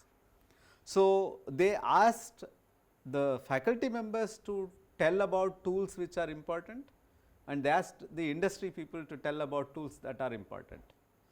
And then they classified, for example, how many employers said WASP or ab init is needed, how many faculty members said that WASP or ab init is needed. How many of them say that okay, LAMPS is needed in the industry, how many of the faculty say. So, some of them are like deform or abacus, industry thinks 80% of the managers say don't know if we hire the person should know abacus or deform. 14% of the faculty members think that we should teach abacus or deform. Okay. And thermocalc, for example, 53% of employers think that it should be taught, and only 7% of faculty members think that it should be taught. You can see that atomistic models are not doing so bad. Okay. Some 47% employers and 21% faculty, so it is only 50% gap, it is not 18 and 14, right, not a factor of 5, it is hardly, I mean, about a factor of 2. Similarly for LAMPS also. So, in other words, you can look at this and you can think that okay, maybe atomistic methods are fine, but there is a background story which is that, I mean, I am asking the question the other way, while 80% of them said abacus deform, why only 27% are saying LAMPS, right. I mean, you can also think of it like that. maybe there is less gap between people who think that it should be used, but why is more of industry people are not saying this, okay. And the answer to that question is also there. There is a computational materials review which is written about 7 years after the survey. Atomistic methods are seen to be not at scale for engineering applications, which is very clear to you. I mean, you are seeing, we are talking about thousands of atoms, 100,000, maybe million atoms and so on. Or they are empirical, that they cannot be used in applications. Okay, maybe abacus deform kind of things, all the parameters needed are known, you can plug it in, you can get something out, and you expect that if you do an experiment or if you design, it will work like that. Maybe atomistic methods are all are not like that. Okay. So, they are ranked low in application level in engineering systems design, and they are mostly seen as methods to generate some proto data. So, that is the feeling. And so, that is there in this review by Xiang and Olson. Olson himself has done a lot in this area, for those of you who know, and so this is their review, but this also is dated, this is about 6 years ago. And then there is in 2020 Journal of Materials Research, there is a review by Wang et al. They are talking about materials discovery, and their point is that bonding that you have to look at, and you can get lots of information from that, and they think that advanced structural metallic materials can be designed by looking at bonding. I mean, this basically bonding meaning you have to do some VASP abinate or something. Okay. So, this is their feeling, and so I mean they go on to talk about how it will contribute to ICME and so on. There is also an article in 2021 Acta Materialia where they are doing this, they are taking some Monte Carlo approach to look at chemically complex alloys is another name for what is also called high entropy alloys and so on. So, okay, so you take alloys which have multiple elements, and how do you deal with them, and there is this feeling that you can use atomistic methods to understand these. Again, we started by saying that 2009 or 2016 the feeling is that we are not yet ready for engineering applications, but 5 years or so there are already papers at least saying that they are. I do not know how much of it will translate to actual industrial practice, but at least already there are claims that you can do these things. Then there is a report from NASA, this was about 4 years ago, and this is Vision 2040. So, they have a roadmap for integrated multi-scale modeling and simulation for materials and systems. So, this is what they have a specific recommendation, recommendation number 7 for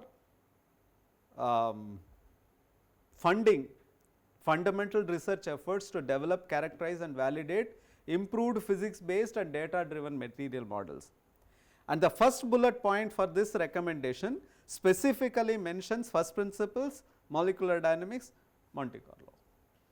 Their emphasis is that it is the interatomic potentials where most of the effort has to go by 2040 if you want to do large number of things with respect to these models. So, having that as the background, MD and MC, okay, this is a workshop, you have already paid for it and you are here.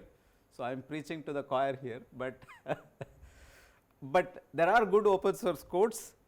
They are inherently multi-scale in the sense that MD for example takes inputs from atomistic in terms of EAM potentials already, and it can give information which you can use in the next level model. It could be DD for some deformation, it could be some energetics which can go into a phase field model.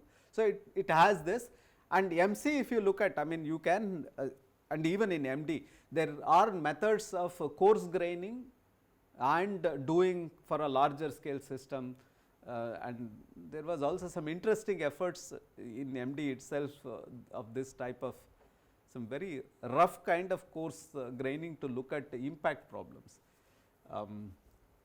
I do not understand the basis in the bio or polymer community when they do coarse graining. Now, that is a proper procedure. So, For example, if you have a long molecule and if there are different types of groups of atoms and you treat them as single entity and then give some force field for that and do and so on. So, that is well advanced and fairly mature area. But having said that, I mean even without that these are inherently multi-scale, which is one of the things about ICME, and you want to bridge scales and you want to take information from one scale to another and so on. They are also based on sound statistical mechanical principles, which is where they are not like black boxes that you do not know what is happening, okay. You will get an answer, but you do not know whether next time if you try something it will work or not, okay.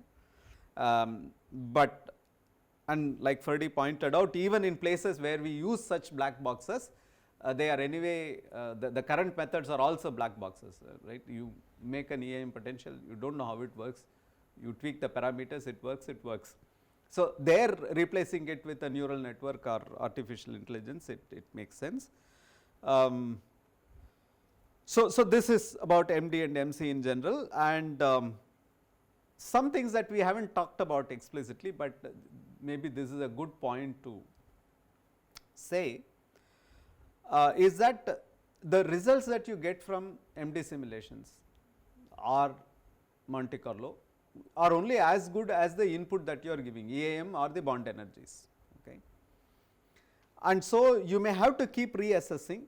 I remember that there was a time when nickel aluminates, for example, you have to have different potentials for B2, for L12 and so on, but nowadays there are more some good MEAM potentials which will probably do more than one intermetallic structure also. You do not have to keep switching the potentials if you want to look at different parts of the phase diagram, but that has to be done. This is something that I already mentioned, both in MD and MC. If you are introducing defects, you should know that the defect concentration could be unusually high. That is because of the small volumes with which we deal with. So you have to be careful. The time scales of MD you have already seen, it's very small, and you have also seen the length scales, because of which sometimes, for example, strain rates that typically you cannot run, at least at the moment with most of the resources we have here, for example, you cannot run any MD simulation for strain rates less than 10 power 8. Okay. What is the experimental strain rate in the lab if you do? 10 power minus 3, right. And if somebody says I am studying impact loading, what is the strain rate they are looking at? Right, 10 to the power 2, maybe 10 to the power 3, beyond that they do not look at experimentally. So, it is 10 power minus 3 to 10 power 2, but we are already at 10 power 8. And like I told you, in the case of FCC materials, for example, twinning is a mechanism that gets activated only at high strain rates. So, if you are doing everything at high strain rate, it does not matter whether you take nickel or copper or gold, everything will twin, right. So, when you interpret results also, you have to be careful. I mean, maybe you are in a regime where things are happening differently, so you cannot take all of that very seriously. So, you have to be careful. It is not a problem with the method, it is only a constraint that we have with respect to how fast our computers are, right. MD does not say that you can't go to milliseconds or seconds, just that with the current resources we cannot go. Okay. And in MC also, when you compare, like I was telling, you can never get in a real system a grain structure, you keep annealing it and then end up with one single crystal, but you can very easily achieve that in simulations. So, I mean time scales are different, just because you are seeing a single crystal showing up, you can't expect that I will throw a copper sample in the furnace and it will become a single crystal, it will not happen. Okay. So, there is these things you have to keep in mind. You reach equilibrium, there is a path, it is not physical, so it will reach, maybe that is not an indication that in real life you will be able to achieve that.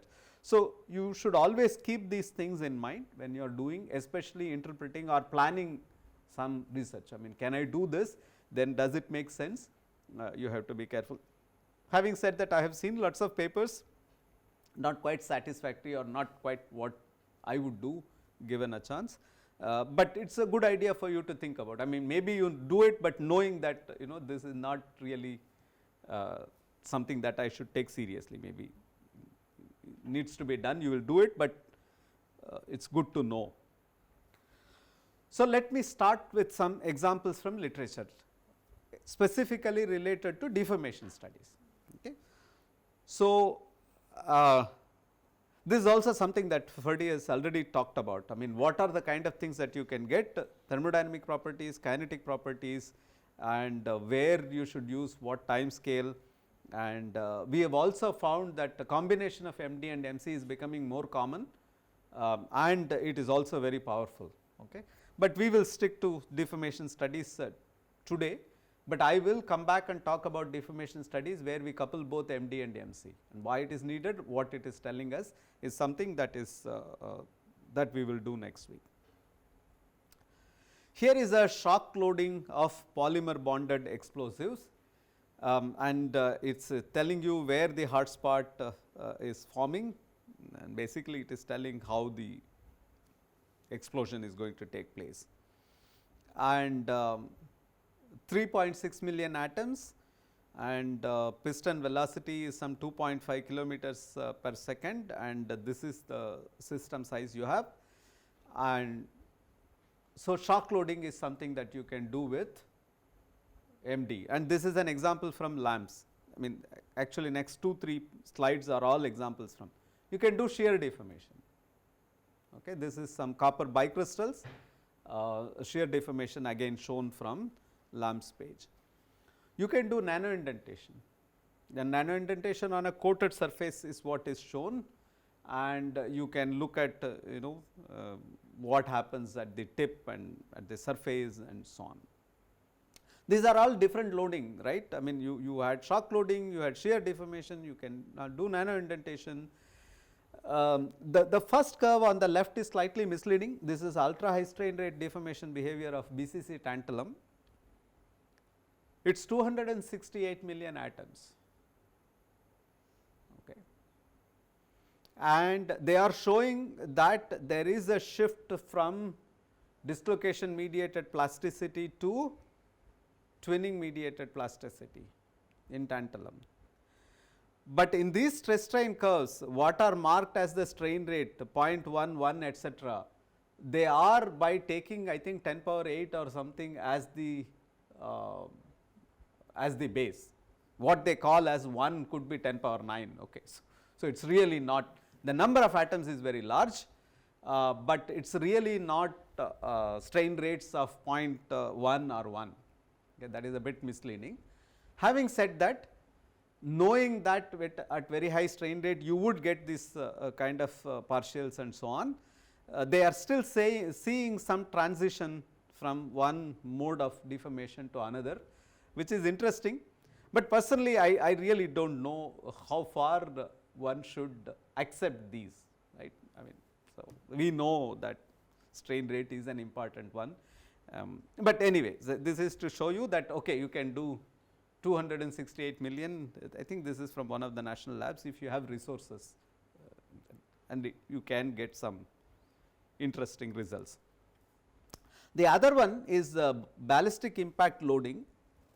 I just wanted to. Single crystals are used, or did it already contain some defects?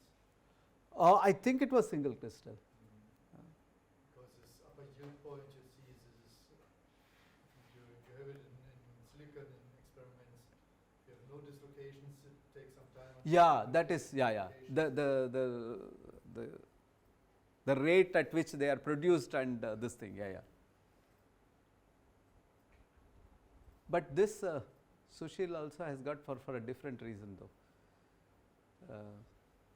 So we deform and then we try to reload, etc. We also see some hard, I mean, it goes above.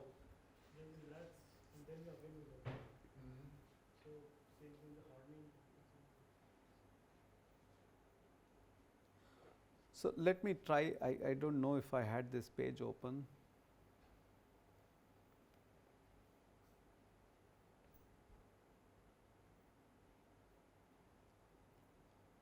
This is the paper. So, this is a multi-layer polymer ceramic nanocomposite, and they are shooting a projectile at it, and then they want to know how it happens. I mean, the paper has some interesting things, and what I like is that they have a supplementary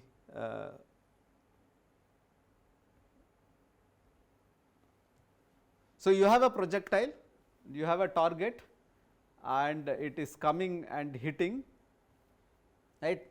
You are basically shooting a bullet at a armor, and you want to look at, obviously this is very high strain rate deformation, and what happens at different velocities, right. I mean, you saw that 3 times it impacted, and 800 meters per second velocity it actually goes through, and before that, once it just deforms, once it makes a hole and goes in a little bit,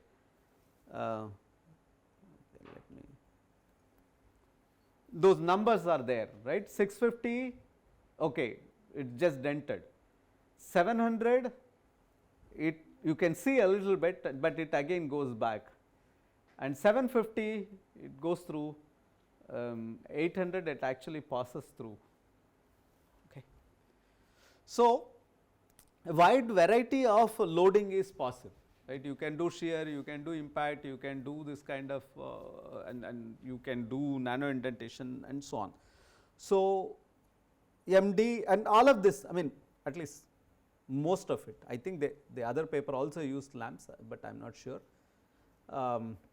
done using lamps. Okay. So, you can, so it is really nice that way. So, specifically for deformation induced microstructural evolution,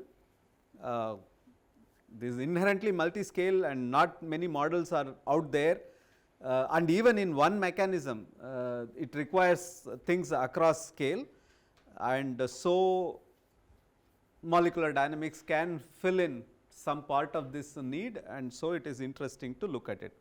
For the rest, this is all mostly from the paper of Kamalakshi in computational material science that we published recently, this February or so. So first part at least is from the paper, second part is unpublished, just I wanted to show you work in progress. So, can we continue and complete this? It's not much, maybe another 10-15 minutes. So, what we take is pure copper or with copper with some aluminum atoms, and they are aligned along the 1000, 10001 to go with XYZ, and it is typically 30 by 30 by 30, so 108,000 atoms, because each unit cell has 4 atoms, right. So, this is FCC copper, and we use periodic boundary conditions, and like I said, the strain rate is 10 power 8 per second. Okay. All these simulations are carried out at 300 Kelvin, and of course, potential is very important. Kamalakshi spent lots of time looking at a couple of potentials that were available. We evaluated the potentials by generating, for example, how does the lattice parameter change with aluminum, how does that compare, with aluminum, how does the elastic moduli change, and how does the potential capture this, and so on. And we found it to be fairly good, and out of the two, finally we decided to use this zoo-word potential, and that is the results I am showing. Her thesis also contains results from another potential, but this is what I will say. First time, Kamalakshi was not the first one to show this result, there were other master students. We never published their results because they showed me that they took copper and they took some copper aluminum, and copper aluminum yielded earlier than copper. So, I thought that there is something wrong with these simulations. Okay, so, I said no, it cannot happen.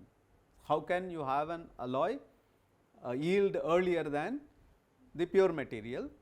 And we looked at experiments, and experiments always said that there is solid solution strengthening, so it cannot yield earlier. So, it took some convincing from the students, they are all thanked in the paper, the students who first showed me these results, whom I would not believe, but finally Kamalakshi did convince us, and the way she did is as follows.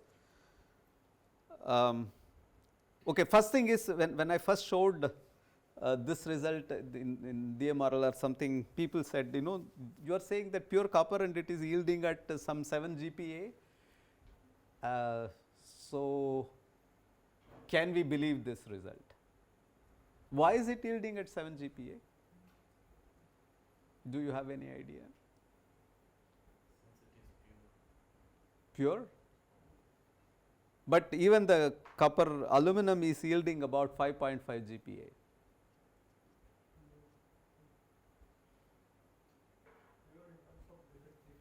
Defect free, there are no dislocations. Okay. So, this is a material which is undergoing deformation in a regime where it is dislocation limited. So, nucleation of dislocation has to happen. So, typically, I mean, you are taught in your mechanical behavior courses that dislocations exist, that is why we never achieve the theoretical strength. Here is an experiment that you can do on the computer where you can achieve the theoretical strength. 1/10 of the shear modulus you have to reach before dislocation will nucleate in the system, and then only it will deform, right. Till then it will be plastic. I mean, it is not quite plastic, there is some curvature you can see, but broadly plastic in the sense that you do not have any defects like dislocations produced. So, it is known, I mean, there are experiments that are also done. So, you can take very small diameter nanowires, and dislocations have a tendency to go to the surface because of image forces that act on them. So, you can get nanowires as dislocation starved. In that regime, if you go try to do experiments, people have found that you can achieve theoretical strengths which are 1/20th or 1/10th of the shear modulus, and so this is not surprising. Okay. So, that is a meaningful result. Then you can go look at the nucleation of only partials nucleate. This is very high strain rate, okay, even in copper.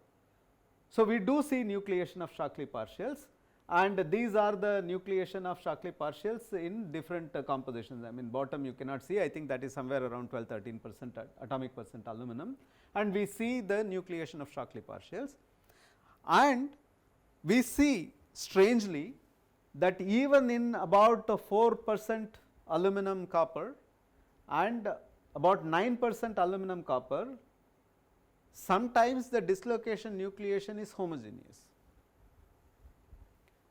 Before us, there were some papers which said that, okay, I mean, in these very pure crystals, that is defect free crystals, if you do alloying, alloying can lead to softening. That is because the points, the substitutional atoms act as sources for heterogeneous nucleation of the dislocations, and that is why you see softening. In a real system you do not see that because there are always dislocations available. So, this is not, nucleation is not the key. So, if nucleation is the key, that can happen. There have been reports.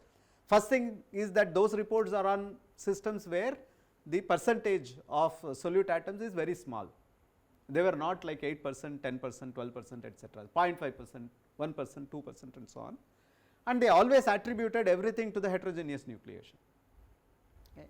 But you see from these simulations that it is not always heterogeneous nucleation.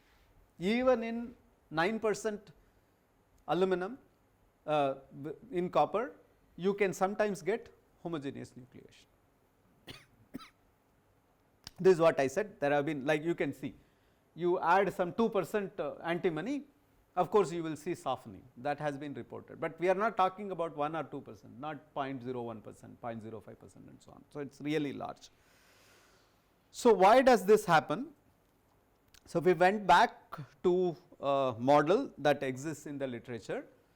So, you have aluminum atoms in the copper matrix that brings down the stacking fault energy, which means the nucleation, homogeneous nucleation also becomes easier, simply because the overall stacking fault energy has reduced in these systems.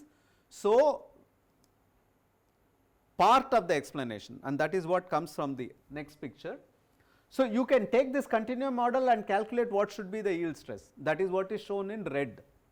But what you see in the molecular dynamics simulations is the black one. So, there is a difference between the two. So, the difference, as you can see, increases as the aluminum concentration increases. That is because that red is assuming only homogeneous nucleation, which is also not true. Okay. So, you need to look at this generalized stacking fault energies, look at the barriers, and that morning I showed the barriers. So, if you scale for the barriers, you put some constant and you put the barrier height, then you get the blue line, which then accounts for both heterogeneous nucleation and homogeneous nucleation, and heterogeneous nucleation is supposed to go with the barrier height. So, we put these together, and so we believe that in the dislocation nucleation starved regime, if you have a material in which alloying addition will lead to lowering of stacking fault energy, you will notice softening behavior. And the softening behavior has two components: the classical solute atoms acting as nucleation sites is true, but in addition there is a contribution that is coming from the stacking fault energy. Okay. Now, this is nucleation limited regime, but what happens after you have nucleated the dislocations? Okay. Again, we wanted to look at dislocation twin interactions, same potential Zuward, and now the orientation is different. This is what I said, it is oriented along Z, so that the stacking faults will be aligned with the normal along Z, and so you have to pick two other directions as x and y, which should be perpendicular to each other, and we use periodic boundary conditions. This geometry is nice, it is amenable to periodic boundary condition. All these images are again using Ovito, and strain rate is 10 power 8 and temperature is 300 Kelvin. So, here again we see that pure copper, compared to that the alloys will have lower yield stresses, and having this this annealing twin does not really change things. Okay. So, it still yields at about 7 GPa, 5.5 GPa and so on. Okay. It is not a little bit of this thing you can see, but not much. And then you can look at the interactions. So, all the green lines that you see there are all Shockley partials, okay, and their movement in the lattice we said will produce a stacking fault. That is why many of those atoms are marked as red. All the atoms marked red are basically in the stacking fault region. And in addition to the annealing twin with which we started, you can see that the movement of these partials is leading to formation of stacking faults, and there is also in more than one slip plane this activity starts. So, there are interactions between them. So, this is deformation twin formation, and there could be detwinning. A partial comes and it is equivalent to a trailing partial, it moves along that boundary. So, which means it gets rid of the stacking fault or moves it one layer above and so on. So, lots of interesting things can happen. All of this you can track and analyze using Ovito. This is detwinning. There is also dislocation blockage. That dislocation from the top is coming and it will get stopped, and from the bottom also you can see it gets stopped. After a while you keep increasing stress, then this will either cut through or will introduce new dislocations in the twin. Twin is much smaller in size, so it will nucleate later. So, you can see those. You can also detwinning I already talked about, but this is in copper 4.6% atomic percent aluminum. And twin translation is happening. Do you see on the left hand side the twin thickness did not change, but it gets shifted, okay, and deformation twins are always forming and so on. So, the purpose of showing all this I think is also to show you that just doing the simulations are not sufficient. Kamlakshi has spent lots of time looking through carefully what is happening, which are the mechanisms that are taking place, And for example, if you have a dislocation interaction, I mean the Ovito marks it as this kind of junction. We have to look at the slip planes, slip directions and the Burger's vector of these dislocations. Will they form this? Is it a correct identification or not, and so on. So, lots of detailed things you can do. Sometimes that is all what is there already in Herth and Lothe maybe, but you see it real life yourself, that is a good thing. But sometimes you also notice things which are not there in the literature, at least some 3 different things that are seen in experiments, but not reported in MD simulations, Kamalakshi has identified in her thesis. So you can do this kind of detailed studies about dislocations and their interactions with themselves and with defects. We have also seen the interaction with solute atoms, and that is all there to it in mechanical metallurgy, right. You have dislocations, how are they interacting with point defects, surfaces, with themselves. So, all of that you can do using MD at some level. I mean, you have to keep the boundaries of where it is valid, the back of your mind, with which you can do. And we will have one of the lectures on analysis of data using Ovito. Okay. So, that is all I had for today. If you have any question or clarification or comment, qualitatively the same, quantitatively it could be different. Okay. And like Ferdi mentioned, sometimes the potentials might get some of the parameters which are important for us completely wrong. Fortunately, both the potentials that we used did not show. There is an anomaly in these systems. Typically, I think with temperature the moduli should go down, but in these systems it is known that the shear modulus goes up and the potentials capture that. It is also generally, so there are a couple of such anomalies. It is also known that if the trend with aluminum addition, for example, for C11 and C12 is one way, C44 also is expected to be the same, but in this system it is known that it does not do, and the system the potentials capture that. One of the potentials did not capture the Weygard's law that well. That is one of the reasons why we decided to stick to this.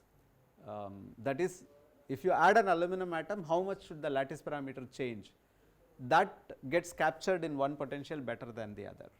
Okay, but broadly, qualitatively they give same results, quantitatively there are small differences, and that was part of our analysis to begin with. But before you evaluate the potentials, I mean, in fact, you can get molecular dynamic simulations where you will get negative stress. You will be loading the system tensile, and the first drop will take to a compressive stress state. Okay. That is typically an indication that your system size is too small. So, we had done those also to identify. I am showing 30 by 30 by 30. How do I know that that is a big enough system for this? So, we did all those, but in all those cases, initially I suspected the potential when this happened, but it was a size effect. Both the potentials gave the right result after you scale the system size. And our primary argument in this paper is that you see all this. Now, to interpret it, you have to calculate the stacking fault energy, because what the potential the stacking fault energy that the potential is giving, we do not know. I mean, you can't use the experimental one or take some 78 or 40 and put it and expect to correlate conclusively.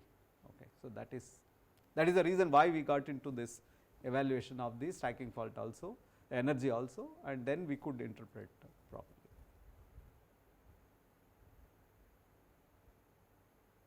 And the stacking fault energy trends are also consistent with the experiments, which tells that the potential is okay for this purpose to be used. Okay. Any other question? Okay. So, great. Thanks a lot for sticking for the last 5 days. Have a nice weekend, and I hope that we will continue to have more fun for one more week at least. Yeah. Okay, great. Thanks.